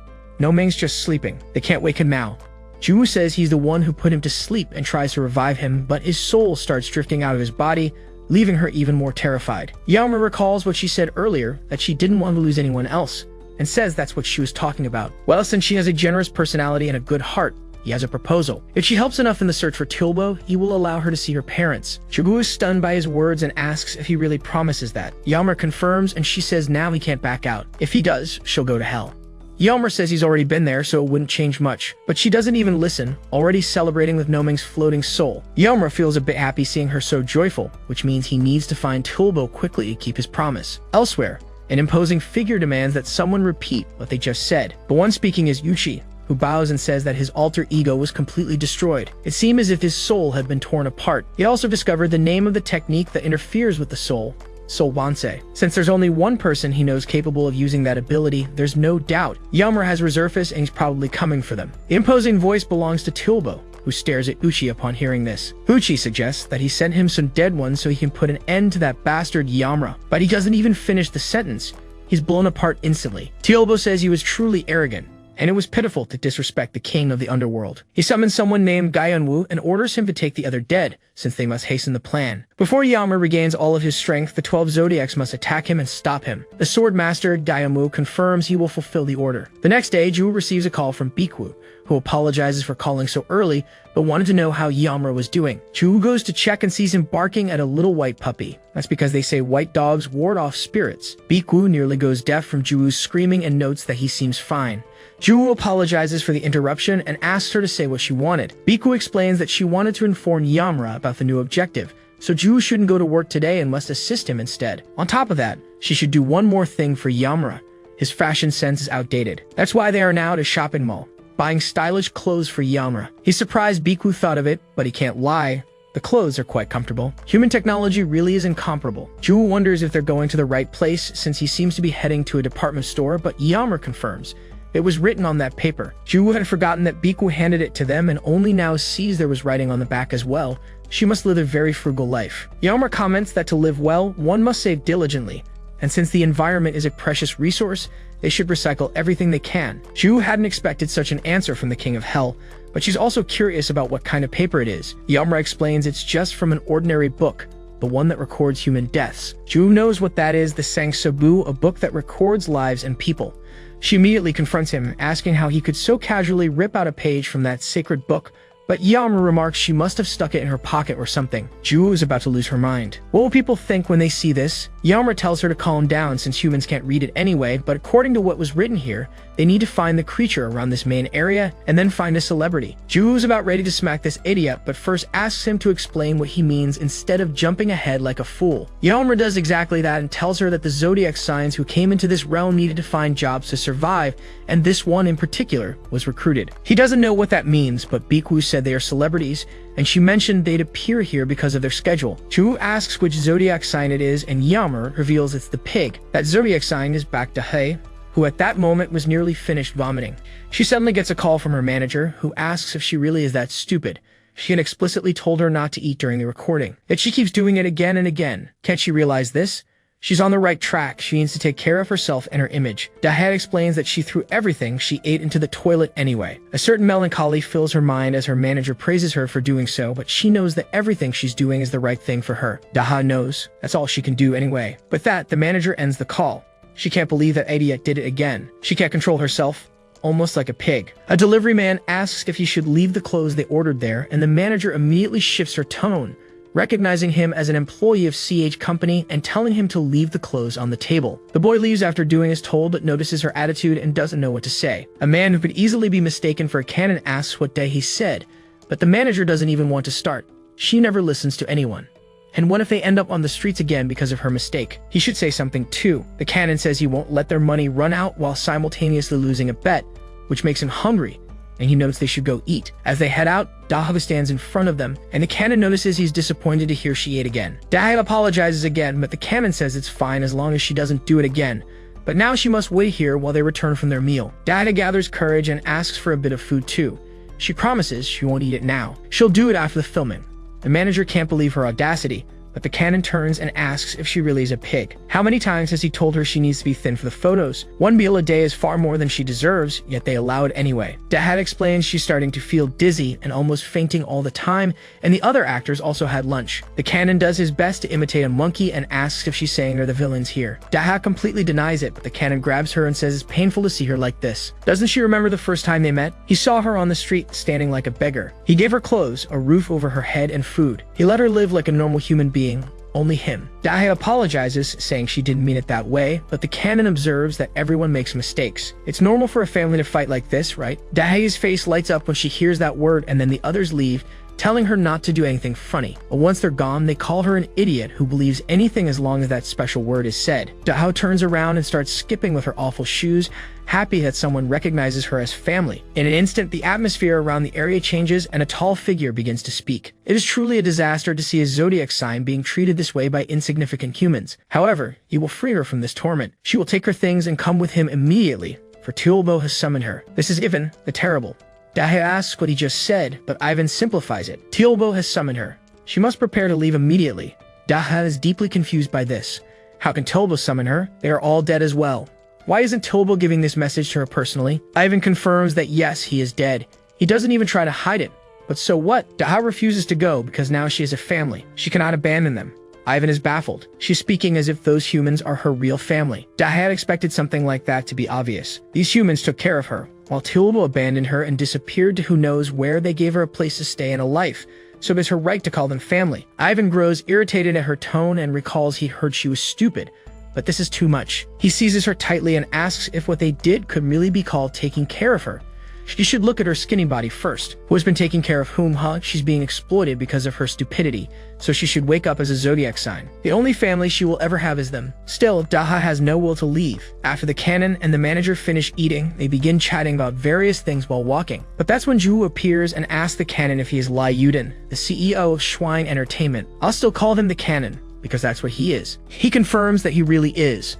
Then Ju tries to ask him something, but Yelmer pushes her aside and asks him if he's a pig. Ju immediately confronts him, since that is a very rude thing to ask someone. But Yelmer doesn't understand. He's asking the right question. This man has the greasiest face known to mankind, a belly that could crush any castle wall, and a bald haircut. He is the living symbol of a pig. Jumu still tells him it's wrong, but the canon starts to get angry, since this boy just called him a pig, so he demands that he repeat it. The manager tries to stop him, saying he was probably just complimenting how handsome he is. But even as they're on the verge of killing each other, the canon still tries to get to him. The manager begs him to restrain himself since she can't let him go to prison again. They should calm down, they've eaten well, and they're happy, right? Because of her incessant chatter, the canon now has a new target for his anger. Inside the waiting room, Dahed is biting her nails while waiting with the food beside her, hoping everything will turn out okay. When they finally arrive, she jumps up quickly and realizes she needs to tell him something. But then she notices the manager's injured face and asks what happened. She immediately runs to her, but the canon says she deserved it. Dahed asks if he really hit her, but he observes that it was the most natural thing, since she was trying to manipulate him as usual. Dahed is very worried about the manager and wonders what they should do, but the canon finds the food on her table and asks what this is. He has eyes so he can see it clearly. He stomps on the food and says all she wants is to eat, right? like a damn pig. Daha is wounded by his words, but still runs up to him and tells him to flee because all of this was a test created by a very evil person. She knows she can't explain it well, but you should trust her. She even calls him father, which makes the cannon strike her to the ground. He doesn't want to be called father by a gluttonous pig. Ivan emerges from the other room, eager to see that he now has justification. He is someone who cannot control his emotions and unleashes them on others, whether physically or otherwise. He also has a tongue that deserves to be cut out and thrown to the dogs, but as he had already told Daha, someone like him could never be part of another's family. He seizes his fat head and asks what he thought would happen if he kept living this way. Even if Evan hadn't come, only hell awaited him, and he would suffer like the pathetic scum he is. He tells Daha he will kill him now, and she will let go of her earthly desires. He will also deal with the woman, but when he turns to check, he sees Ju holding her and asking what they're going to do now. At the same time, Yamra holds Daha and says there's no need for questions. The victims always come first. As soon as Evan asks what they are doing, Yamra takes a deep breath and yells for Ju to run, but she wonders what they'll do with the one being held. Yamra just stares at her and declares that this particular piece of trash will be properly disposed of. Ivan orders them to put the sinners down, but Yamra says he doesn't want to. Ivan clarifies that he doesn't mean for him to capture them. They will come here immediately. Yomra asks why he would do that, since Ivan himself said he'd do something to them if they did. Ivan has had enough and starts charging at him. Yomra thinks he needs to stay composed because even though Ivan is trying to look agitated and furious, he's constantly glancing around for a way out of his dilemma. But why is he still holding that fat one in his arms? If only he could hide Daha, he could fight, but even then, innocent people would be caught up in it. He urges Dahe to wake up while Ivan tries to strike him. An attack Yamra manages to dodge, but the doubt about what to do still lingers in his mind. How can he fight without causing collateral damage? Ivan knows he'll just keep running, so he won't give him a choice. He'll force him. He hurls a slab of pavement directly at a mother playing with her child. Yomra can't reach her in time, but Ju can. She grabs the slab, using the momentum to throw herself out of the way and collide with a nearby wall. The mother wonders what just happened, but soon everyone receives a message on their watches. A disaster alert has been issued as a dead presence has been detected and everyone must evacuate quickly. The mother finally understands what's happening and tells her daughter not to cry as she calmly evacuates. Ivan is irritated that he couldn't hit his target because of that Undertaker, but Yamra must have seen his message, right? If he dares to run, he'll kill the humans. The only thing he wants is that zodiac sign, so they better hand her over. Yomra isn't even listening. He's just relieved that this idea triggered the alarm, which gives him a little breathing room. Ivan tells him to listen, but that's when Yomra simply leaps, letting Ivan follow and attempt to strike him with an attack he couldn't possibly avoid in midair. Yomra agrees he can't dodge it, but neither can Ivan. He summons the manifestation of hell beneath them, driving them both into the underworld, and Yamra easily blocks Evan's attack. Nomeng also appears and recognizes this bastard. He's Evan the Terrible, isn't he? A man who lived his life with the fury of lightning. His father abandoned his first wife because she couldn't bear children, then took another woman who gave birth to Ivan. The archbishop wasn't pleased with this conduct, so he cursed his bloodline. His son would be wicked from the very beginning. His country would be stained with the corpses of innocents and blood would flow like rivers. Because of his son's thirst for blood and chaos, his very nation would be destroyed. Ivan tries to strike Yamra, who merely dodges and asks Nomeng if his madness has worsened with age. Nomeng confirms it, noting that Ivan had also beaten his pregnant daughter-in-law brutally. After missing another strike, Ivan says he killed someone back then. Afterward, the crown prince cursed him to death, and that was when his madness, which had quieted for a time, returned. Yamra is enraged to see him crying over his actions, since sinners cannot feel remorse for the people they've murdered. Nomeng tries to ask something, but Yamra cuts him off, saying to forget it. What they need to do first is what they do with all sinners: punish them severely. But before he can act, Ivan strikes him with a powerful attack, and Nomeng scolds him, saying you can't attack someone in the middle of a speech. He also asks Yamra if he's alright, and Yamra grips him firmly, saying he'd like to borrow his mantle for a moment, because he needs to deal with this bastard efficiently. Nomeng refuses to hand over his mantle and starts smacking him. Since the last time he lent it to him, Yamra caused chaos. Yamra says he doesn't need to be so stingy.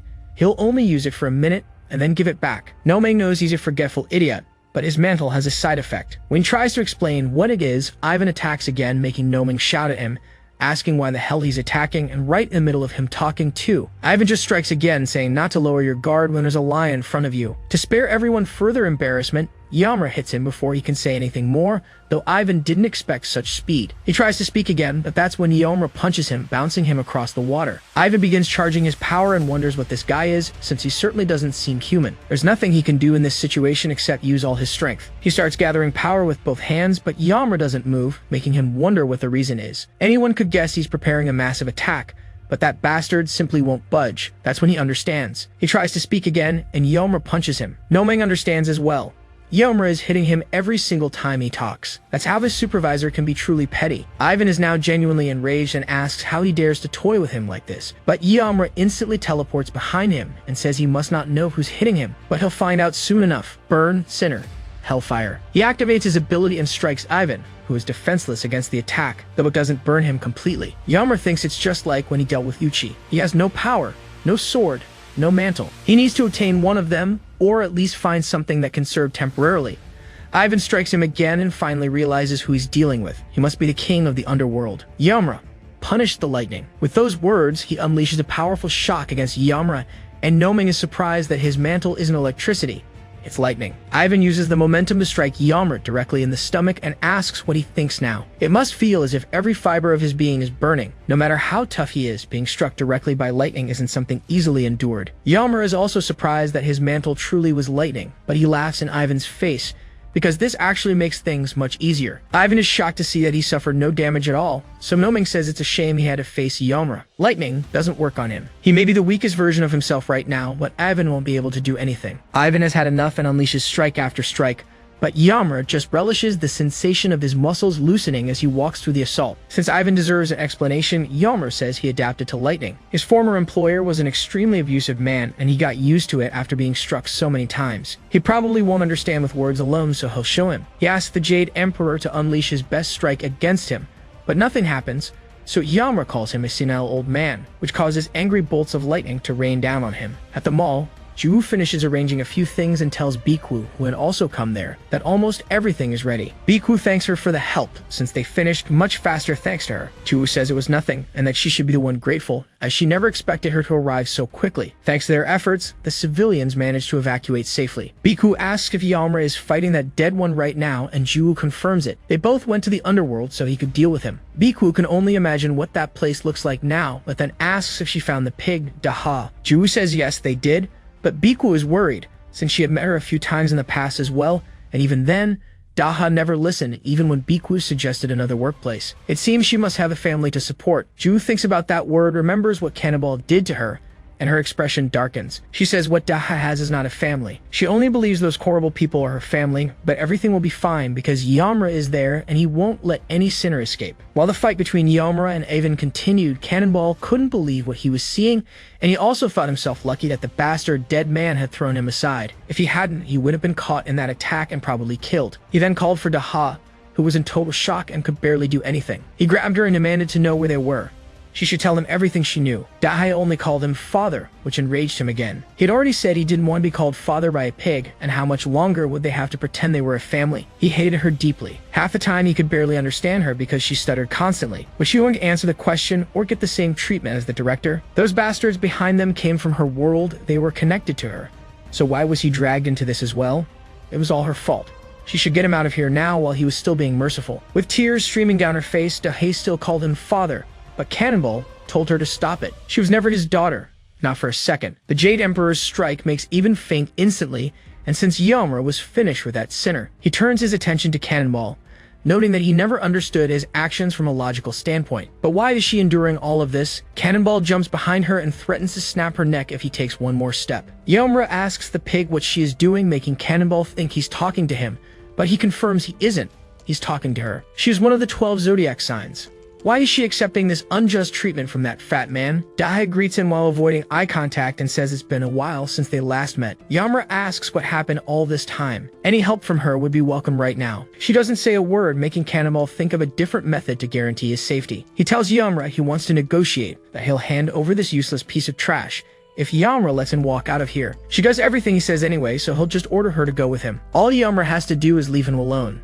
Isn't that a win-win situation? Suddenly, Ivan rises from his stupor and comments that he's never seen such arrogance. He spits out whatever comes from his gaping mouth without thinking of the consequences. A mere human dares. Out of everyone, he'll be the one to shut that filthy mouth, because that zodiac belongs to Tilbo and to no one else. Cannonball has the audacity to shout back. That girl is his property, his bargaining tool, and no one else's. Ivan calls him a fool, one who expects everything to go his way without even knowing where he is. As the two yell louder and louder, Daha can only tremble and cry. Suddenly, Nomeng interrupts the shouting match and asks Ivan if he really just said Tilbo. He warns him not to speak that name so casually, or he will be severely punished for it. Nomeng's aura begins to swell as he demands to know if Tilbo really sent him. Ivan doesn't understand. Wasn't this guy just a pet? Yomer stops him from unleashing literal hellfire upon Ivan and reminds him of the most important thing in every mission. Nomeng knows he must focus on the victim. He apologizes for his sudden actions. Yomer crouches and tells Cannonball to step back a little because he wants to speak with Daha. Cannonball says he won't move an inch unless Yomer lets him leave, but Yomer seizes him and explains that if he hears one more word out of him, he'll rip out his tongue, hang him upside down, and use his rotting guts to decorate the halls of hell. Cannonball pisses himself upon hearing this, and Yomer simply tosses him aside. He steps closer to Daha and asks why she wants a family. She explains that there's no way to have something like that in hell, and since humans seem happy because of it, she grew envious. She thought that if she got a family, she would be happy, but now she knows it was an extremely foolish thought. She will never again consider anyone family, no matter what. Yomer gently calls her name and asks if she wants to reincarnate with him as family. Daha asks if what he's saying is really true, and Yomer confirms that it is. If they hold hands like this and reincarnate together, they will become a true family. Doesn't that sound much better than what she is now? Daha starts crying even harder upon hearing this and asks if it would really be alright. Yomer says of course it would, but they must make a promise to seal it forever. He stands and extends his hand to her, and she promises as well. She hugs him afterward, deeply grateful for what he has done. Yamra embraces her back and says that from now on, they will rely on each other. Out of nowhere, Daha begins to glow red, and Yamra's heart glows too as she takes on a new form. Nomeng never expected her to open her heart completely. Her destiny, once written with Tulbo, is now transforming into a bond with Yamra. Ivan can only watch as this happens, until Cannonball crawls up to his leg and says you must need Daha. He'll hand her over if Ivan gets him out of there. Ivan is ready to crush his head right then and there, but Nomeng tells him to wait. As soon as possible, Yamra will decide his fate. The black flame surrounding Daha grows even stronger, and Ivan finally remembers what Tulbo had told them.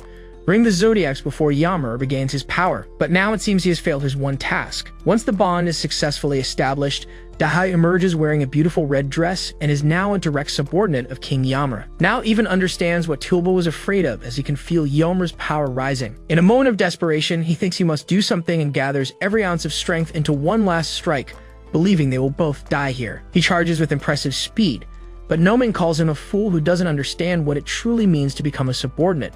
Daha and Yamra are now bound by fate, and she receives a portion of his divine authority. In return, Yamra gains something incredibly powerful, a mantle.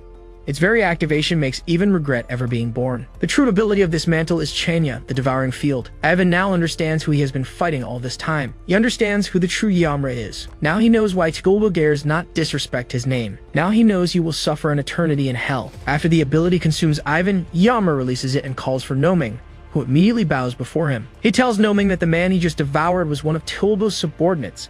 He's going to tear through him a bit before casting him into hell. But while doing so, he must extract any information about that bastard Tulbo, because it seems he's plotting something unexpected. Nomeng says to consider it done. Things like that are his specialty after all. Yamra then approaches Cannonball and apologizes for making him wait so long, but now it's his turn to be judged, so he should be a good little sinner and keep quiet. He grabs his head and he immediately starts screaming, saying he wants to speak with Daha. All he wants is a chance to talk to her, just one. Yamra throws him in front of her and he immediately begins apologizing at her feet. He had been too harsh on her for too long, and if things kept going this way, something horrible would happen. He is begging. He swears he will never hit her again or speak cruel words, so he pleads with all his might for her to spare his miserable life. Yamra asks what she wants to do, and Daha decides to forgive him, because even if he treated her badly, he still took care of her. Cannonball asks if she would really do that for him, and she confirms it. She forgave him. Cannonball goes to Yamra's feet and says that since she forgave him, he'll let him go now, right? Unfortunately for him, Yamra's gaze makes it clear what will happen to this fat man. He seizes him and says he simply doesn't understand. Just because he was forgiven, he's happy. Cannonball argues that forgiveness means reduced punishment. Yamra says that just because the victim forgave him,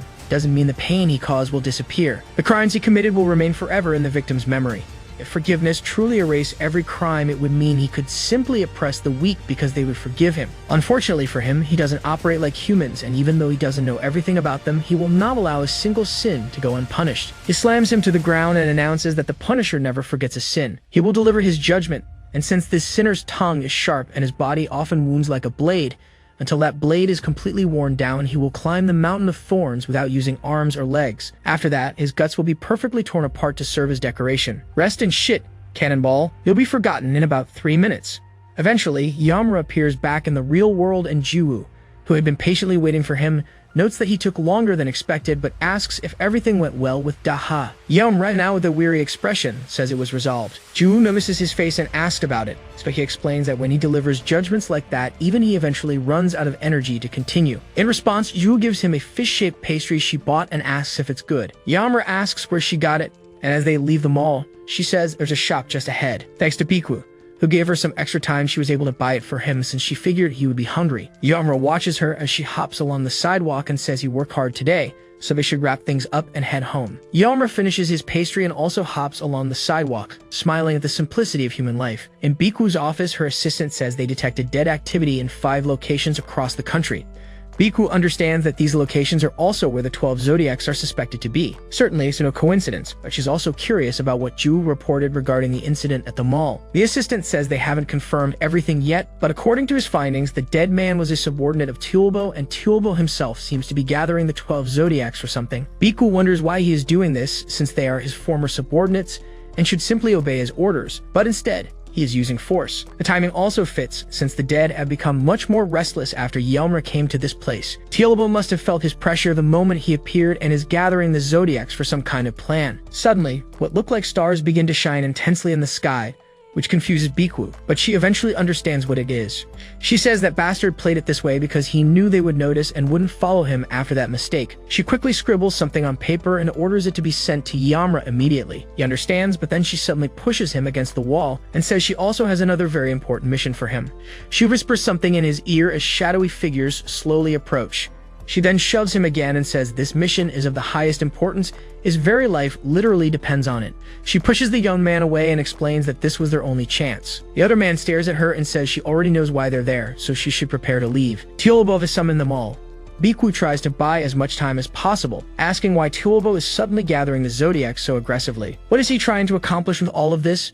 She doesn't understand since he wasn't like this before. Janwoo isn't there for idle talk, so he draws his sword hilt and strikes Biku 3 times, putting her on the ground instantly. He orders his subordinates to take her, while the assistant can only watch, not knowing what to do in that situation. Unfortunately for him, Janwoo notices and wonders if there are rats in the building. That makes the assistant bolt, and one of Janwoo's subordinates asks if they should pursue. He says there's no need to waste energy and orders one of the dead to open a portal, since they're going after the other zodiacs. Once it's done and everyone begins to pass through, a dead man with the appearance of a monk asks if he can slip away for a while. The red-haired dead man remarks that he's doing it again, just like last time. Does he really enjoy tormenting humans that much? The heretic monk says those are harsh words that certainly have nothing to do with him, but Janwoo allows it, with one condition. If he encounters Yamura, he is not to even think about fighting. The red-haired dead man says to call him if he finds anything fun to do, and the heretic monk smiles, saying of course. Why wouldn't he? The next day, Yamura and Juwoo kick open a door early in the morning, and they've apparently been abruptly summoned to a case, for which Juwoo apologizes, but Yamura only wonders what happened for them to be moving so early. Juwoo explains that the headquarters of the Undertakers was attacked by the dead, and many of them had shrouds, so the entire area around headquarters was sealed off. A taxi driver calls them over and drives off immediately when they get in. Juwoo asks him to take them as close to the restricted area as possible and also helps Yamura with his seatbelt. He wonders how they could have been attacked so easily, since they're supposed to be the ones capturing the dead. Juwoo sighs and explains that it's more complicated than that. He should remember the first conversation with Biku. Yamura recalls that she said how humans struggle to protect themselves since they're much weaker than the dead. Is that it? Juwoo confirms. 21 years ago, after the dead suddenly appeared, the Undertaker Association was founded, and its members are treated almost like public servants. She tries to explain in more detail, but notices he's staring at her like an idiot, remembering what Noming said. If he looks like a brainless fool, she should explain it as if she were talking to a child. She thinks for a few seconds and finally comes up with a good explanation. The Undertakers are like police officers for the dead. They protect people from the dead and are paid by the state. Normally, a skilled Undertaker can handle 3 dead at once, but that only applies to regular dead. Those who committed heavier sins and wandered through the pits of hell for longer are difficult to defeat without shrouds. To simplify the levels of strength, the dead are stronger than humans, but humans with shrouds are stronger. On the other hand, dead with shrouds are even stronger, but you should already know that, right? The dead with shrouds are called chunja. Yamura is satisfied with the explanation, but it's time to move as they've arrived at headquarters and what they find is nothing but dust and rubble. Yahello tells her not to worry, whether they're regular dead or Chunja, they just need to capture them and everything will be fine. Noming suddenly appears from his daily torture session and remarks that things may not be as simple as he expects. Ju notices the blood on his face and asks if he's okay, but Noming says it's not his. Yahello asks if he managed to extract anything from Ivan, and Noming replies that he tried to get everything out of him gently. But in the end, Ivan begged for mercy because he knew nothing else. It turns out he knew very little, except for one thing. Some of his subordinates are now joining Tilbo. Ju thinks that's good news since they might convince them to join their cause, but upon seeing Yahello's expression, she falls silent. He asks how many there are and Noming says he doesn't know. Ivan was practically useless. Yahello sighs and comments that things are going to get very difficult from now on, but he hopes at least it's not Janwoo or Bolgo, because if it's either of them, the situation will be far worse. A dead man hides behind a slab of stone preparing to attack them, eager for new targets. Yahello tells Ju to contact headquarters and report that reinforcements are on the way and will arrive soon. From there to their location, they'll take the shortest route and send every dead they encounter straight back to hell. On BBC News, a reporter says that patients who had been receiving psychiatric help for depression were seen leaving the hospital all at once. This nationwide phenomenon has been controversial, as most of the patients were born in the year of the pig. Now they will hear from Professor Kim Tong. He confirms that he sees this incident as the beginning of a new social phenomenon. The zodiac, based on year of birth, divides people into 12 spirit animals, such as the rat, ox, and pig. It follows the order from the rat, the first, to the pig, the last. If you are born in the year of the rat, you are a rat. In the year of the rooster, you are a rooster, and so on. Although it is seen as a folk tale, recently unusual phenomena have been occurring everywhere. People born in the year of the pig have been suffering from depression, and those born in the year of the sheep are becoming very religious. The crime rate has also risen, especially murders among those born in the year of the snake. They continue researching as they believe something is affecting people. The reporter thanks him for the comments and moves on to other news. Last night, the Undertaker Association was attacked by the dead, resulting in casualties. Now they will connect with the reporter on site, Park Da-hoo. He explains that even at this hour, the dead are still rampaging. Undertakers with shrouds are doing everything they can to contain the threats, but strangely the dead seem to be acting in an organized manner, and Chunja are everywhere, making subjugation difficult. He is trapped in a temporary shelter and everyone waits for reinforcements with their hearts in their throats. If the dead manage to break through the barrier, something horrible will happen, and they may not make it out alive. Unfortunately for him, his words come true when the barrier is destroyed and the dead begin to pour in with the monk at the front. He begins chanting Buddhist prayers and declares that a massacre will truly happen here. Eyes so pitiful, the living are truly sorrowful. He also asks if they are hiding someone there, but no one understands what he means. The Buddhist lets the dead do as they please, forcing the Undertakers to activate their shrouds. The leader orders that the wounded be taken out, as they will hold the defense in the meantime. Everyone uses their abilities to kill any dead that approach, but even though they manage to rescue some and eliminate large groups of dead, it is clear they are losing ground. The leader realizes they are slowly being crushed and doesn't know what to do. Suddenly, a ray of hope appears as one of the men says reinforcements have arrived. The leader is overjoyed to hear this and asks how many, and the man replies that there are only 2. The leader thinks he meant 200, which would be enough, but the man's expression makes him think maybe 20, which would also be acceptable. When the man's face fills with despair, the leader realizes only 2 people are coming, which means they are truly doomed. The monk appears behind him and says they live in unfortunate times, as even the gods seem to have abandoned them. The leader can tell just by looking that the dead in front of him is far too strong for him to do anything, and now his life is in his hands. The monk comments that from nothing they come, and to nothing they return. Such is life, miserable and fleeting. To die without purpose, does he not consider that a waste? The leader does not answer, making the monk ask him not to be so tense, as he only wishes to talk. Did he know that Bhikkhu was already captured? The leader asks why they would do such a thing, and the monk says it doesn't matter now. The previous night when they came for her, she suddenly began spouting nonsense, old and trivial stories that had no reason to be said there. It was heard that she was once Tulbo's advisor, but with such a brilliant mind there was no reason for her to talk so much. She was buying time for a small, strange human to escape. They suspected something was wrong, searched everywhere, but still have not found him. It seems he is hiding somewhere here. The leader tells him to get to the point, and the monk smiles. He points to where the children, the wounded, and the elderly are. Surely the person they are looking for is among them. All they need to do is let him search, and if they truly do not find who they seek, he swears he will cause no further trouble and send all the dead away. To gain even more trust, the dead man says he was once a monk and has not forgotten the true value of life. That is why he promises not to hurt anyone. They just need to hand over the person hiding there. It is time to choose. Either let him in or face a fight they cannot win. The leader looks around, seeing the wounded before him and the exhausted undertakers. Biku's assistant watches from a corner and cannot believe the dead followed him all the way here. They are truly persistent. It seems they will not give up the search, and since he has nowhere left to run, he must make a decision. He cannot put all those people in danger because of him, but at the same time, Biku entrusted him with this vital mission. If he is captured, her sacrifice will have been in vain. While he is lost in thought, Ju touches his shoulder and tells him not to worry anymore. The leader's mind is crushed by the imposed choice, his moral code tested, and he cannot defend it. Suddenly, another undertaker appears and tells him not to listen to that bastard.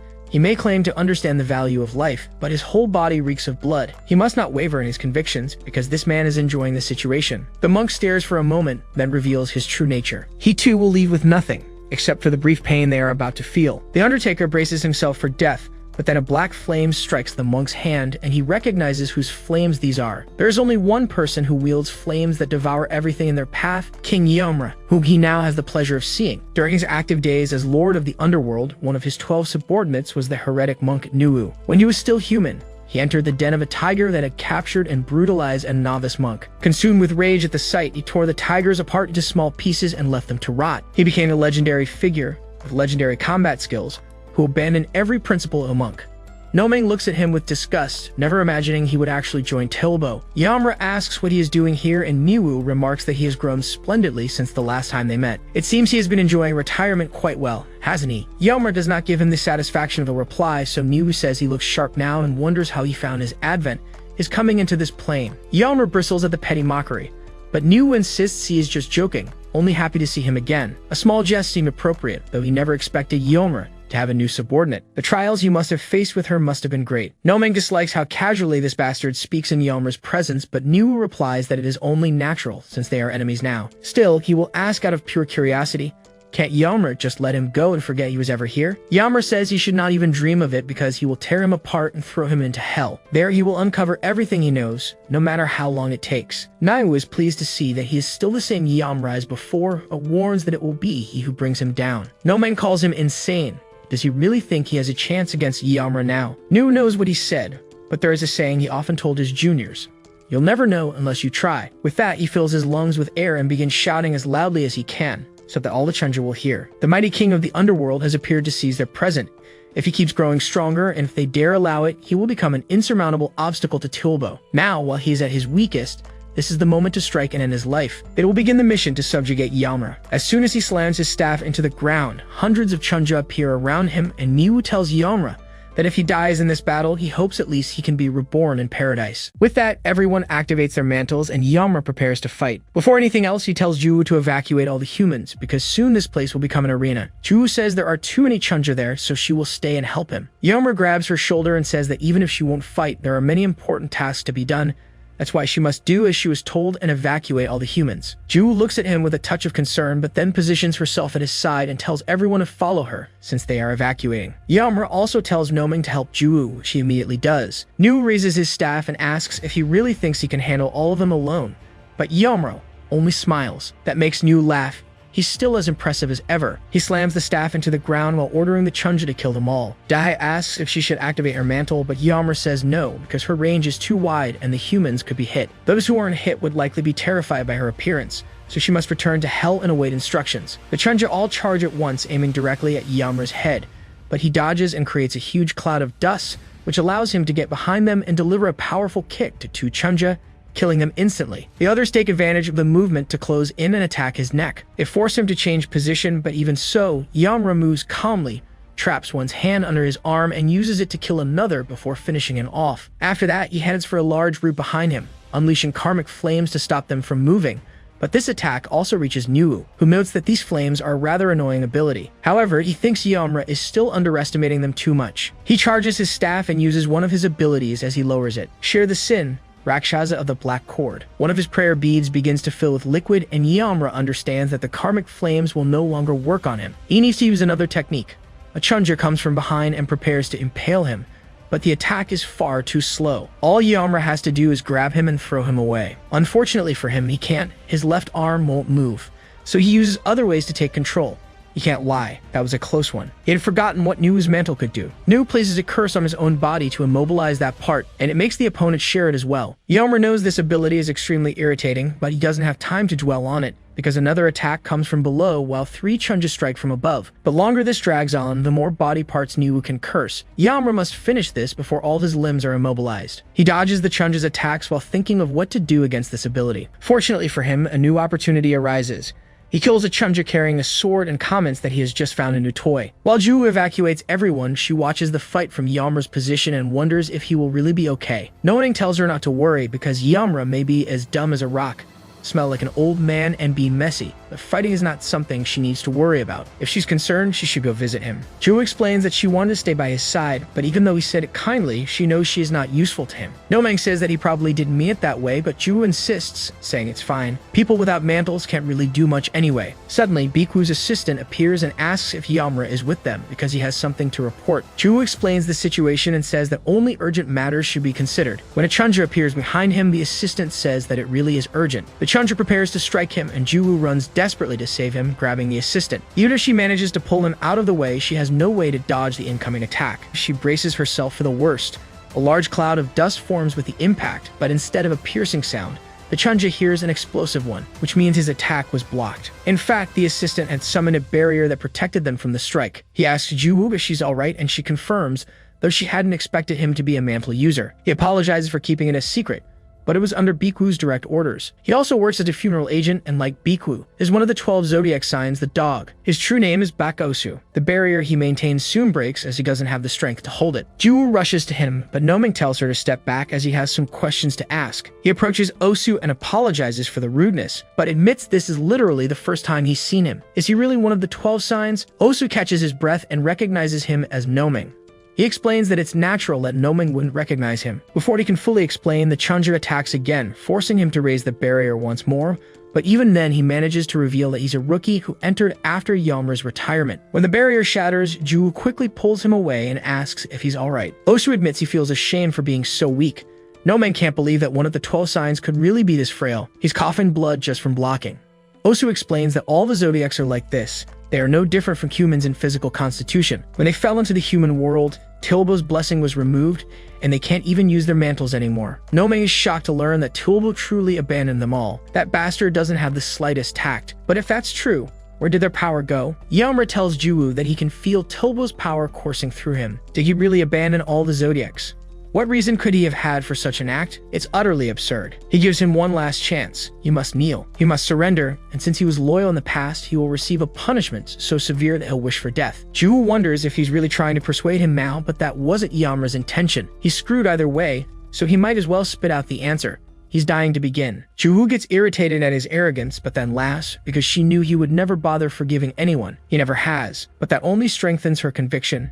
Yahello must die here. Nu curses his right eye and drives the chunja against him, all moving through his blind spot. But even with that advantage, Yahello strikes and strikes again, tossing the sword in the process. He then charges forward to push back the remaining chunja. But when one appears behind him, he uses karmic flame to pull the sword back and impale him. While the sword is in the air, he takes the chance to cut down another corpse. Then he grabs the sword and spins, causing massive damage around him. Using the momentum, he kicks the sword upward, and while the chunja are distracted by it, he hurls karmic flames at another group. As he does so, a chunja attacks from behind, but unfortunately for him, Yahello had already sensed it, and he slices him to pieces, turning him into minced flesh when the sword returns. He keeps using this constant momentum with the sword in the air to dodge any attack that comes and then strike the moment the sword returns to his hand, showing just how powerful he truly is. Nu can only watch, shocked as all the chunja fall one by one, powerless before the king of the underworld. Ju looks back once more, sensing the fight, but Noming tells her to focus on what's ahead, since she also has an enemy to face. The chunja unleashes attack after attack, making it impossible for Ju to predict where they'll come from, so she can only dodge by instinct, which seems to work, at least for now. She runs while trying to think of what to do, and that's when she realizes the chunja is quite high above. Her only problem now is how to strike back. Osu asks what they should do, but Noming simply says to stand still. Osu is confused since Ju clearly can't defeat that corpse on her own, and Noming agrees. Osu explains that the dead are dangerous. Is he waiting for Ju to awaken or something like that? Noming answers no. He simply doesn't want to help. Why would he use something like that in the first place? He cares little for humans, and he likes her even less than the others. Osu is shocked to hear something so harsh, But Noming doesn't stop there. Doing what Yahello desires is what his role demands. Beyond that, nothing else matters. It's not as if he's following this human because he likes her. They only need to stand still and sword all out later. If she really dies, they'll just report that there wasn't enough time to help. Osu begins to grow irritated and asks if he's really going to let Juwoo die. Noming couldn't care less. In fact, he would be happy to see her die. It would be a chance to rid himself of a burden. Osu is about to say something, but at that moment, the Chunja decides to attack him, forcing Juwoo to protect him. Osu had completely forgotten that the corpse was still there, and this now caused Juwoo to be injured. The Chunja hadn't expected this human to be stupid enough to actually try protecting that guy, but he doesn't have much time to celebrate because the leader leaps in and tries to strike him. Unfortunately, the blow is too shallow, so he lands and tells Osu he will buy him some time. He must stop Juwoo's bleeding.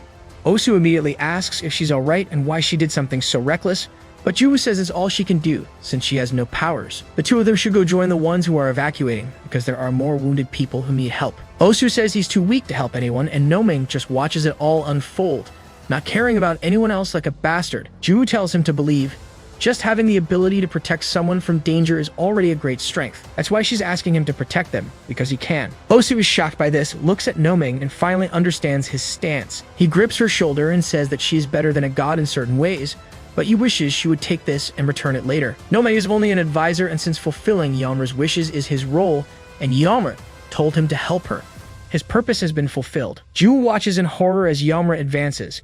She knew he was strong, but she never expected something like this, an overwhelming force capable of moving a mountain. He had served under him for 2,600 years, and even though that's a very long time, he had never seen the full extent of his abilities until now. It makes sense after all. He is the king of the underworld, who always looked down on everyone from above. With just a word or a gesture, he could make anyone kneel instantly. In the past, she had wondered why the dead did not recognize their king, but now she understands. When they were in his presence, all they could do was lower their heads in shame, because those who dared to lift them would be instantly beheaded. Even so, he chooses to laugh, something Yahello doesn't understand. All of his subordinates have been defeated, and yet he laughs. Juwoo notices how absurd the situation is. He can't help but laugh at the thought that someone would become a threat after picking up an old rusty sword. Shouldn't that be considered cheating?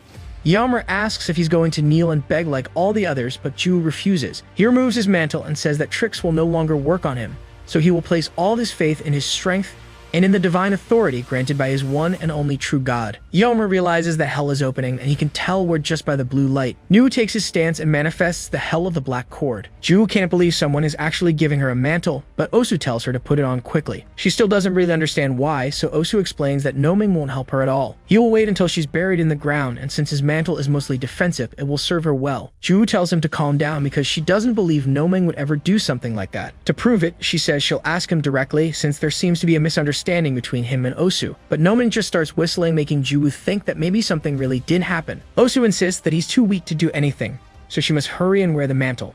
At that moment, something flies past them and creates a massive hole in the wall. That something is the leader, who apologizes for not being able to do more. With that, he collapses to the ground, completely unconscious. The Chunja says that even without hope, they must not run away because he truly likes this type of person, those who never flee for the sake of others.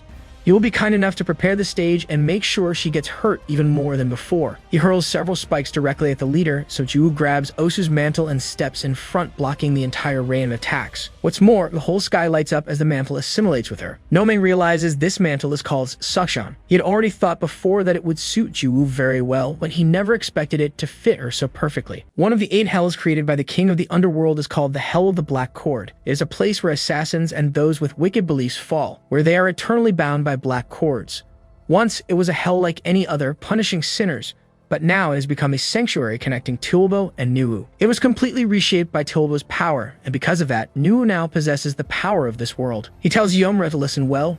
When he dies, he should scream as loudly as he can. He begins his cord attack, which Yahello dodges and counters, but notices how heavy they are, meaning Tulbo used divine authority in this place. Seeing that Yahello can keep up with the cords, and while a new wave comes, Nuwu decides to join in on the fun himself. Yahello manages to block the attack with his sword, but this only makes Nuwu laugh, saying that the old sword will soon be useless. Yahello tries to block the attack with his body, but Nuwu uses the momentum and the strength of the cords to slam him straight to the ground. He thinks that in terms of power and divine authority, in almost every aspect he is far superior. Yahello is eventually slammed to the ground again, and Nuwu asks him how it feels to be oppressed by the black cords. Suddenly, Yahello begins to speak in a commanding tone. This was once a hell created to punish sinners, but it has been crudely reshaped by him. And beyond that, one of his subordinates is using it however he pleases, something he cannot allow. He will take back this part of hell, because Newoo is not worthy of controlling it. The Chunja is surprised to see his opponent suddenly gain a mantle, but he believes nothing will change, since she's still just a fragile human. He attacks her again, saying she cannot withstand his power with a purely defensive mantle. Juu blocks the attacks with extreme precision, using the least amount of force possible, which shocks the others, even the Chunja himself. Nomaning asks Osu if he always had this kind of ability, but Osu literally doesn't know.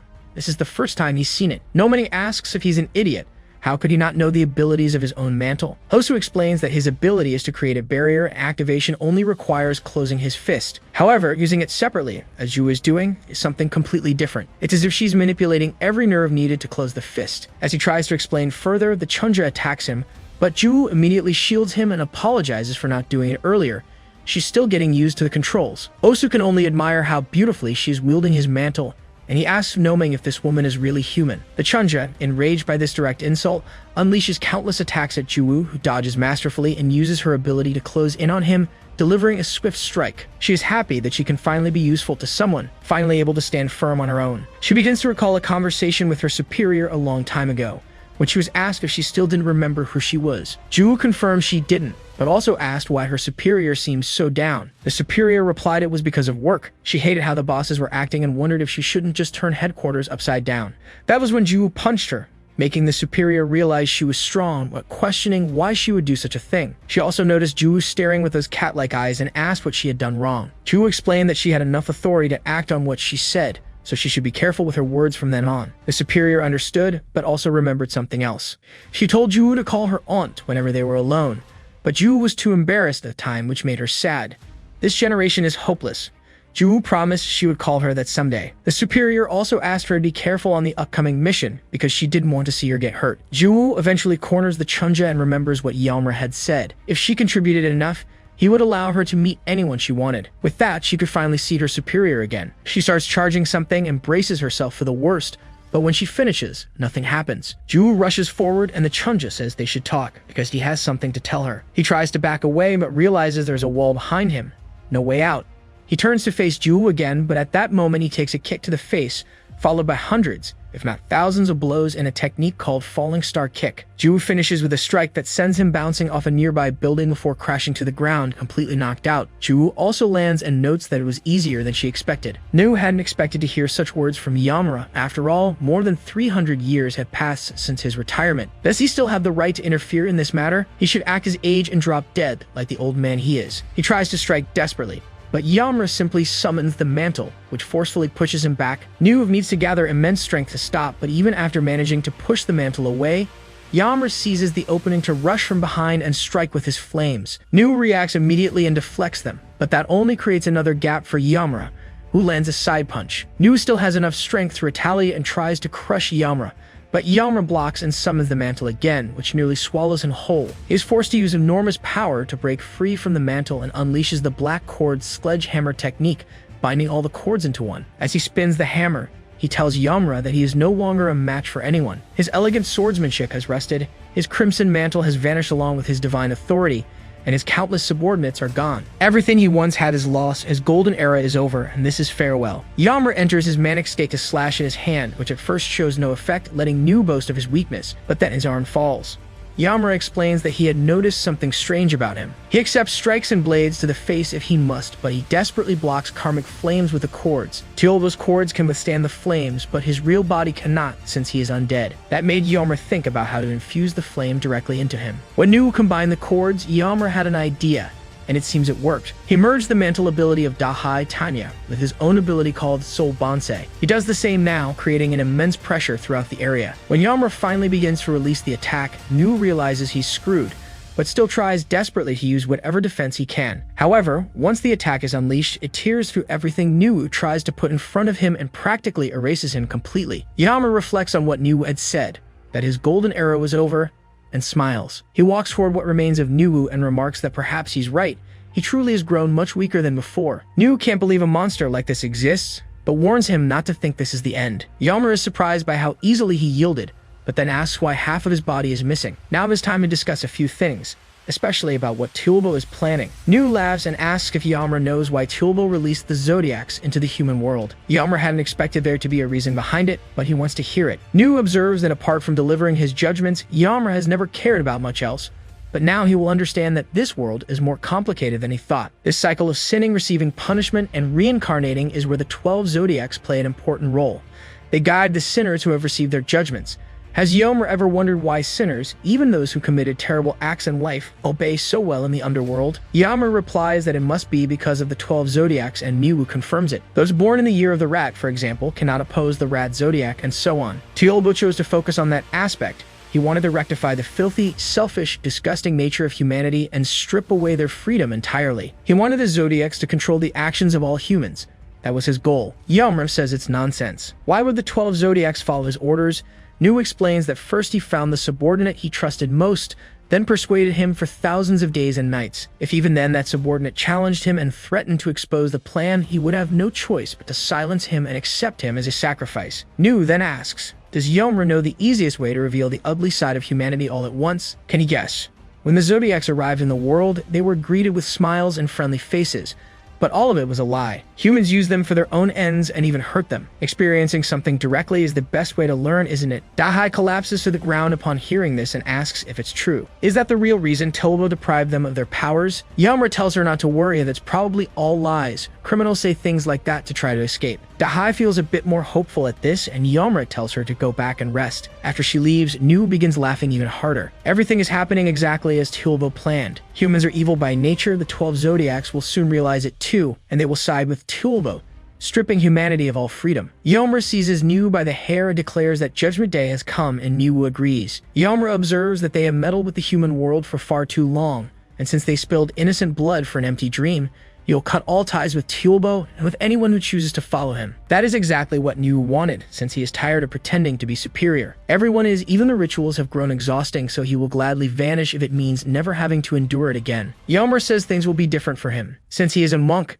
his creed would be utterly destroyed if he escaped the cycle of rebirths, so he will do him a favor. Instead of disappearing completely, he will reincarnate with his memories intact, until he lives the life of a million worms. Nu immediately realizes the trap he's in and begins screaming at Yamra for what he's doing. He was wrong, he promises never to do it again. He swears he will be good from now on. Yamra doesn't stop as he remembers Juwoo when she chose new clothes for him, thanked him for his efforts, and said she wanted to end the day. For him, humanity is like a warm cup of delicious tea that never runs out. After the judgment, Yamra returns to the human world, where Juwoo remarks that he must have gone through a lot since he fought one of his subordinates, but he says it was nothing special, just another routine extermination of the dead. Nomeng appears and asks if he robbed the Black Hell's bank, but Yamra says he'll do that once all disturbances are eliminated. More importantly, he asks Osu what he's doing there. He must want something, right? Osu immediately bows before His Majesty and hands over the paper Bhikkhu gave him, which Yu notices is written on sacred parchment, confirming, at least for her, that Bhikkhu now has his own agenda. But Yamra is more interested in the contents.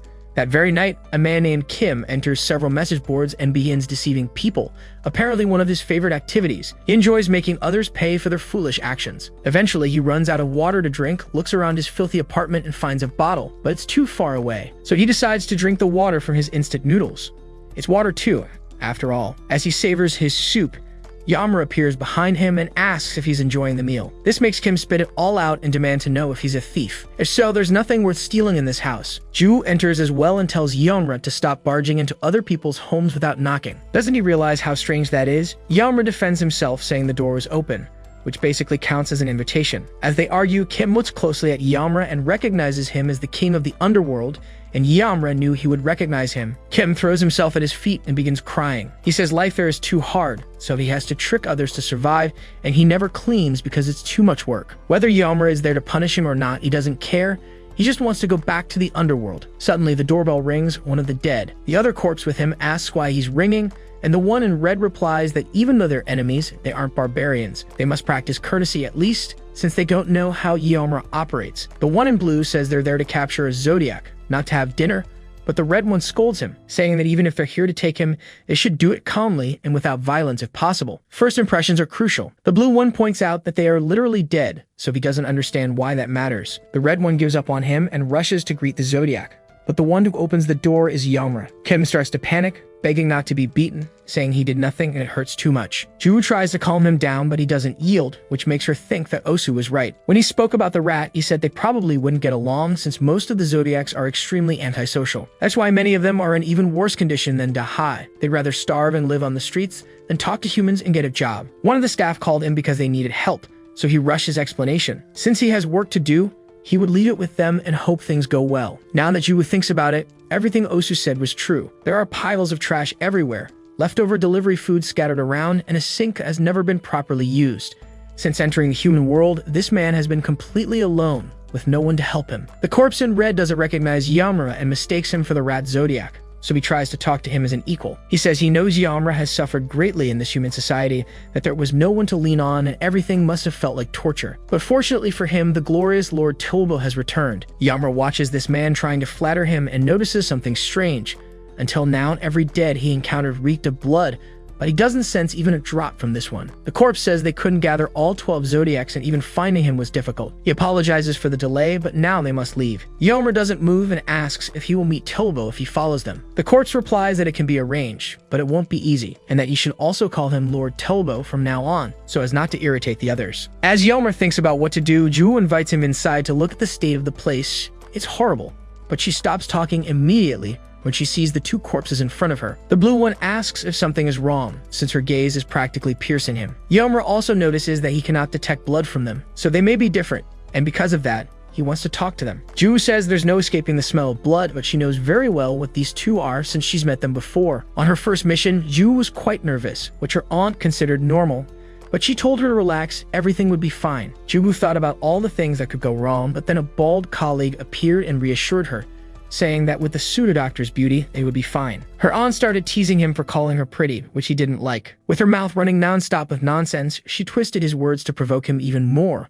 which made him walk off, his head red like a tomato. Ju asked why she teased so many people, since it wasn't the first time, but her aunt said it wasn't her fault if so many were drawn to her. She was tired of her own love life and wanted to guide Ju as a distraction. The goal of the mission was to persuade mutual dead.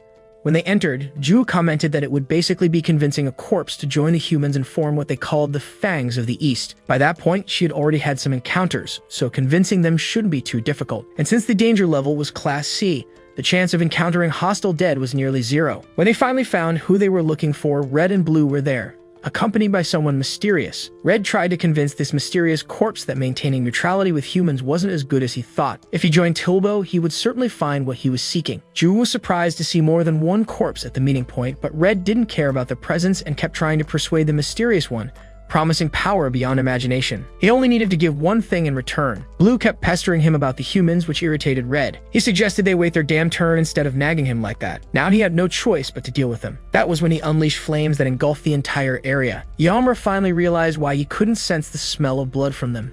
It was because he had burned it all. There was no blood left there. Red points his blade at Juu's neck and says she has no respect at all and should back away from his subordinate while she still can. Yamra immediately grabs him by the clothes and notes that of all people, he shouldn't be saying that since he's doing the exact same crap to his own subordinate. Red begins to sweat as he feels his fury and realizes that the rat should be timid and quiet, but this man has no fear at all, so he isn't the rat they were looking for. Because of that, he's useless. So Red creates a massive ball of light with his sword, which explodes across the entire area in searing flames. He tells Blue to prepare for battle, but his interest is more on Juu, because her beautiful face filled with despair is enchanting. She's far too intriguing to be left aside, but she shouldn't be afraid. Instead, she should calmly realize he isn't there to harm her. It's never too late to abandon anger, right? Yamra tells her to run, which she does reluctantly, but this only fuels Blue's desire, as he loves the thrill of the hunt. Juu runs to Rat's room and tries to find him so they can escape together, but she sees that the window is open and he's gone. Did he run away or did someone take him? It doesn't matter now. She needs to help Yamra first and look for him afterward. One thought, however, makes her stop. Rat had shown fear of humans, so if he went outside, something bad might happen. Blue can't believe he stumbled upon such a delicious meal. With her emotions so heightened, he'll surely savor her slowly. Unfortunately for him, Yamra is there and uses his ability to hopefully blow his head off. The two barely manage to escape the explosion, which surely would have killed them both, But now Red knows exactly who this man is, since there's only one person with those black flames. Blue comments that they should just go after Rat and leave since Yamra will undoubtedly cause trouble, but Red only wonders how far they've run. Blue doesn't understand why he's asking, but Red tells him to hurry up. Blue says that since Rat is still gathering strength, he hasn't gone far, only about 600 meters from the original spot. Red yells at him to open the portal now, because they don't have time to waste. Blue shouts back saying they're far enough that Yamra couldn't possibly find them, but Red tells him to look into the distance. Yamra has been on their trail from the very beginning, and he knows full well that he could already be there. That bastard is just torturing them with the expectation. Blue understands and asks where they should go, and when Red says as far as possible, Yamra leaps in and shatters the ground beneath them. They manage to escape the explosion, but Red can't believe they even tried fighting that monster, because just by looking at him, he knows they don't stand a chance. Meanwhile, as Ju runs and calls out for Rat, she wonders how she can possibly find him and begins to realize what all the other Zodiacs have in common. Each one has a certain instinct, whether it's protecting their body, like Osu, or something else. If that's the case, then Rat must also have something. But what? She recalls what Red said, that Rat should be cowardly, so she thinks he must be hiding somewhere. Fortunately, the first alley she checks is where Rat is, and she slowly approaches him, while telling him she's been looking for him for a while. Rat starts throwing mud at her, telling her to leave and not come closer, but she doesn't give up and explains that she's one of Yamra's followers, so he doesn't need to be afraid. Rat half believes her at first, but then says he'll only go with her if Yamra himself comes. She tells him Yamra is busy fighting the dead, but he calls her a liar. That's what humans do, they enjoy it. Everyone told him to trust, to help others, but it was all lies. They lie even to their own companions, without a shred of mercy or kindness. He begins to cry as he remembers being trapped in something like a forced labor camp. Escaping that hell took 7 whole years. Does she even know how long that is? 7 damn years doing the same rotten thing every single day. He throws even more dirt at her, saying he'll never trust humans again. He wants Yamra there or he won't move. Ju just stares at him and recalls a conversation she had with her aunt about how she once convinced someone to do something even when it seemed impossible. She asked her why she did it, but Ju was only curious, since that guy had seemed more like an animal. While picking something out for her, her aunt said she didn't quite remember how she managed it. It felt like a lost memory. She also showed Ju a product saying it had to be sealed properly, but Ju answered that it didn't matter, and he would do. Her aunt grew serious and said this would be Ju's first time completely on her own, so she needed her help to choose things wisely. And since she didn't know how to cook, she at least had to learn how to make kimchi, and later she would give her the recipe. Her aunt noticed Ju's expression and asked why. Ju said she was just grateful, and her aunt smiled, saying Ju was a real case, but she knew how to calm her down. She had done it too, back when they first met. What she did then is exactly what Ju is doing now. A simple hug. In Baeku's office, Osu calculates the casualties and the expenses from the wounded and the damaged buildings. Fortunately for him, Baeku seems to have already predicted this and had half the paperwork ready. Just how far had she foreseen things? Nomeng says she's a one-woman army, but also asks why he suddenly abandoned formalities. Not that it matters, since they need to talk anyway. Osu stares at him, wondering if he should tell Yamra what happened. With him abandoning Ju like that, Nomeng just sighs and tells him to spit it out already. It's not as if Baeku hadn't foreseen this as well. Osu thinks it's impossible, but Nomeng says she's extremely shrewd to the point that even he's surprised she was captured. She must have had a good reason for calling Osu separately. It's probably connected to that incident, isn't it? What a child he is. Osu gets irritated and asks who's the child here, but Nomeng just sighs again and says that's how he sees the situation. But now that he thinks about it, he should have approached that guy differently. Even if he can't trust him, he must trust Baeku, since she's the one who gave the mission and she's no fool. Osu understands and asks to be looked after from here on out.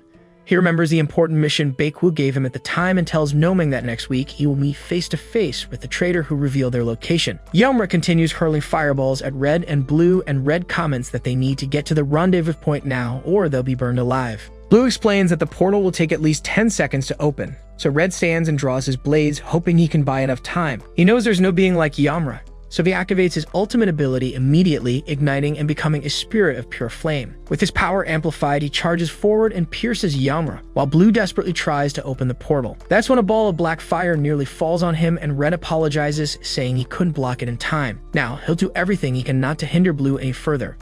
Red can't wound Yamra at all, and his strikes are unbearably heavy, so he decides to plant his feet and face him right there. It works for a while, until Yamra tries to finish him from below and nearly succeeds. Only the blade saved him. Yamra notices and congratulates him on having such a fine weapon, and Red replies that they were blessed with Tilba's power, so they won't even be scratched after this. Yamra remarks that perhaps that's true, but will Red be as unscathed as those blades? How much longer can he endure?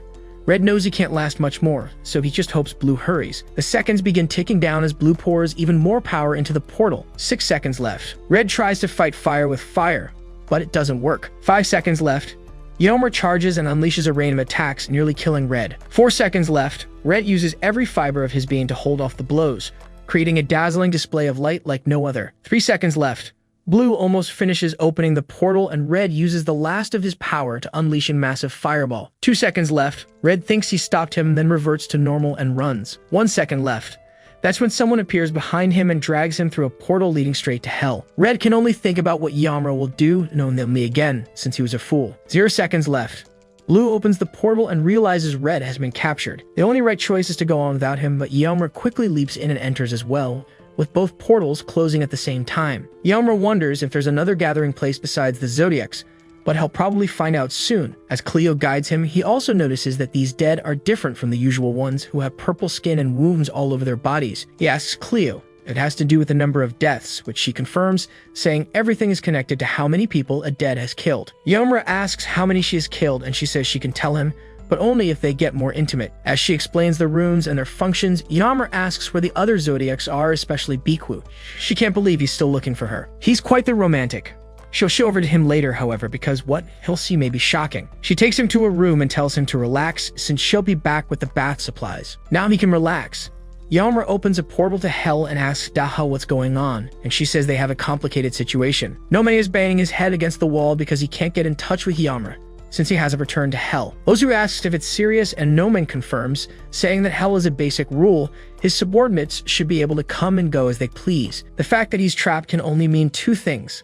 Either someone sealed him, or he's under the influence of someone stronger. It's most likely the second, since Yahello has probably entered Tulbo's domain. Because of this, they can't reach him, no matter how hard they try. It's as if someone has built a concrete wall around him. Suddenly, Ju appears with Rat and asks if they had any news of Yahello. Nomei says no, but tells her to trust him, because it's all they can do. He orders Osu to gather all the people with powers there, since they may have something that can help break through the barrier. From now on, they're racing against time because Yahello is in serious danger. Yahello enjoys his bath, with Daha wondering if this is wise, but he says nothing will happen now since no one suspects him. And she shouldn't worry either. After dressing, he hears a commotion in one of the rooms, so he decides to check, and as he does, he smells blood coming from another room. He decides to enter and comes face to face with Cleo, who remarks that she looked for him in his room, but he wasn't there. So she decided to start without him. She had wanted to save this moment for him to enjoy alone, but it seems there's no more escaping it. Still, she hopes what she's prepared will be worthy of him. Cleo asks if Yahello enjoys seeing a Zodiac bleed, and also if he really tried to hide that he's the king of the underworld. How could she not notice? She tries to grab his shoulder, but immediately pulls back when she feels an intense heat in her hand. She checks herself but isn't burned, which means this bastard is still hiding part of his strength. Yahello warns her to stay silent from now on. If she dares utter another word, he will sweep this entire domain away with a single gesture. Cleo decides to obey, since the level of intimidation she feels is overwhelming. Yahello crouches beside Baekwu and asks her to lift her head a little. She does, revealing signs of abuse, and asks how he ended up there. Yahello is relieved that she's still awake and says he'll free her now. Cleo grabs him again and tells him to stop meddling. One wrong move and everything they plan will be ruined. At that exact moment, Yahello points his finger at her and releases a power from the depths of hell, something that would eradicate her and everything behind her. That's when Baekwu steps in front of Cleo and begs Yahello to stop, saying that Cleo is on their side. Baekwu eventually takes a towel and wipes her face, revealing that all the injuries were makeup. Yahello asks why she's pretending so much. He was genuinely worried about her well-being. Baekwu says she's just being clever, which makes Yahello even more irritated. While Cleo retouches her makeup, Baekwu explains that she needs to fake it so their captors will let their guard down, which will give them a chance to escape. Yahello asks if she was pretending to sleep too, but that wasn't the case. The daily work she did for the association exhausted her, so finally getting good sleep was actually refreshing. She also hugs Cleo for doing a good job, since she was quite shaken by Yahello's actions. Baekwu apologizes on his behalf. Most of the time he's calm and quiet, but when he gets angry, it's as if a volcano is about to erupt. Yahello ignores that and asks what the plan is to get out of there. Cleo explains that she will trick the guardian spirit of the portal into opening the door, and then they can go to a safe place. Yahello still feels he can't fully trust her, but Baekwu says they've known each other a long time. Cleo is very reliable. Besides, despite appearances, she's a high-ranking executive there, with the title of dictator. While the two of them work out some details, Yahello announces that he won't be going with them, something Baekwu already expected. He wants to go straight to Tulbo, the root of the problem. That is Yahello's plan. Why wait when he's so close? It's time to make an impact. Baku asks if it isn't too soon for that, since he's still recovering his swordsmanship and healing arts. Yamra tells her not to worry, he isn't called the King of Hell for nothing. Suddenly, a dead calls for Cleo, saying there seems to be a major problem. Cleo tells Yamra to follow him and Baku to keep playing her role. Before they leave, Baku announces that she'll escape in a week, so they should take care of themselves until then. Yamra says he'll settle everything before that, so she has nothing to worry about. Yamra and Cleo head out to see what the dead want, and Baku reflects on Yamra for a moment on what he intends to do. She decides to trust him, because as a king, he makes things happen. Everything is going according to plan with no variables. In Hell, Red and Blue can't get out at all, and Red begins to lose his mind, unable to even face Tulbo after such humiliation. Blue tells him to shut up because he's trying to think of a way out, but Red doesn't stop and asks, since Yamra is in Tulbo's domain, maybe they can escape. So why won't the door open no matter what? Blue says that's just one possibility among many, but the truth is he can't think of any way out. The power needed to open the door is close to Yamra's level, and he isn't strong enough for that right now. Suddenly, the door begins to open right in front of them, making Red congratulate Blue for being so good at opening doors, but Blue says it wasn't him. Red wonders if it was Tulbo, but Blue points out that he wouldn't even know they're there. Red doesn't care who it was as long as the door opens completely. In the real world, the news is still covering the incident with the army of the dead destroying most of the association's facilities, something that will surely affect their performance for a while, but everything seems to be returning to normal. Osu turns off the TV, tired of hearing the same reports, and looks at Juwoo before asking if what they're doing will really help. He knows the documents need to be analyzed, but investigating each funeral agent's abilities to find the traitor feels pointless to him. He feels he could be doing more for those in danger. Juwoo looks at him and asks if he and Baku have something going on. Osu immediately recoils and says that would never happen. He tries to hide it, but is it really that obvious? Juwoo says it's pretty obvious. Everyone is worried about Baku, but he seems especially distressed, doesn't he? Osu gives in and asks her to keep this secret from Baku, which Juwoo agrees to. This isn't just entertainment for her. People's love stories are serious business. Osu can't believe his feelings were revealed like that, but since she'll keep his secret, he decides to step outside for some air. As he leaves, he sees the rat Zodiac and Noming looking down and angrily asks why they aren't digging through all the data like he and Juwoo are. Noming keeps counting something and quickly tells Osu to come closer because he needs to see this. He asks what happened. It's just people down there.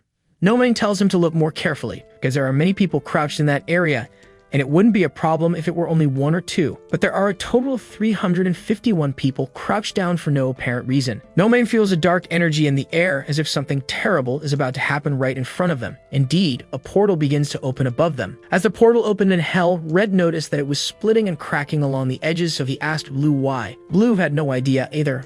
All he knew was that whoever was forcing the portal open possessed a power similar to Yamra's. Suddenly, they began to hear screams coming from the portal, and as they approached, a hand reached out from within and pulled them inside. The large man who had argued with Cleo earlier returned from his mission only to find the temple ablaze and desecrated. He asked one of the dead what had happened, but the man could only point toward the Serpent Zodiac's chamber and warn him to be careful. The large man immediately smashed the door open and entered, with the serpent asking if he had brought the fruit he so desperately needed. The large man let out a primal roar as he shouted at the serpent. What had he done to this place? The serpent told him not to get so worked up.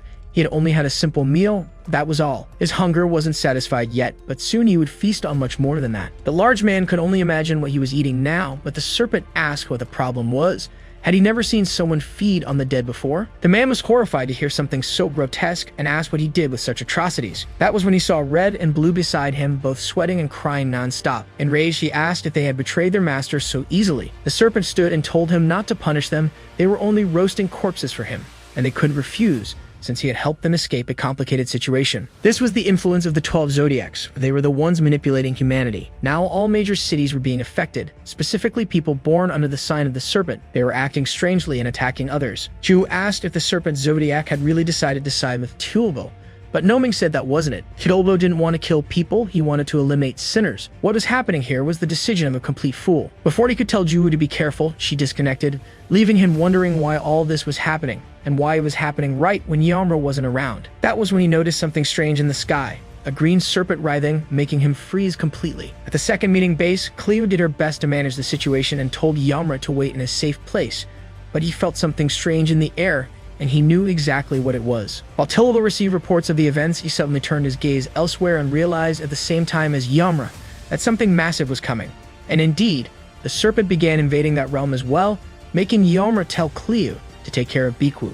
because he was going after the serpent. The gigantic serpent was wreaking havoc across the realms, but its head remained in the real world, where the sky had turned dark green. The serpent sat atop the colossal beast, now very close to his goal. He had already devoured 9,000 souls. Only 1,000 more remained before he could change the world.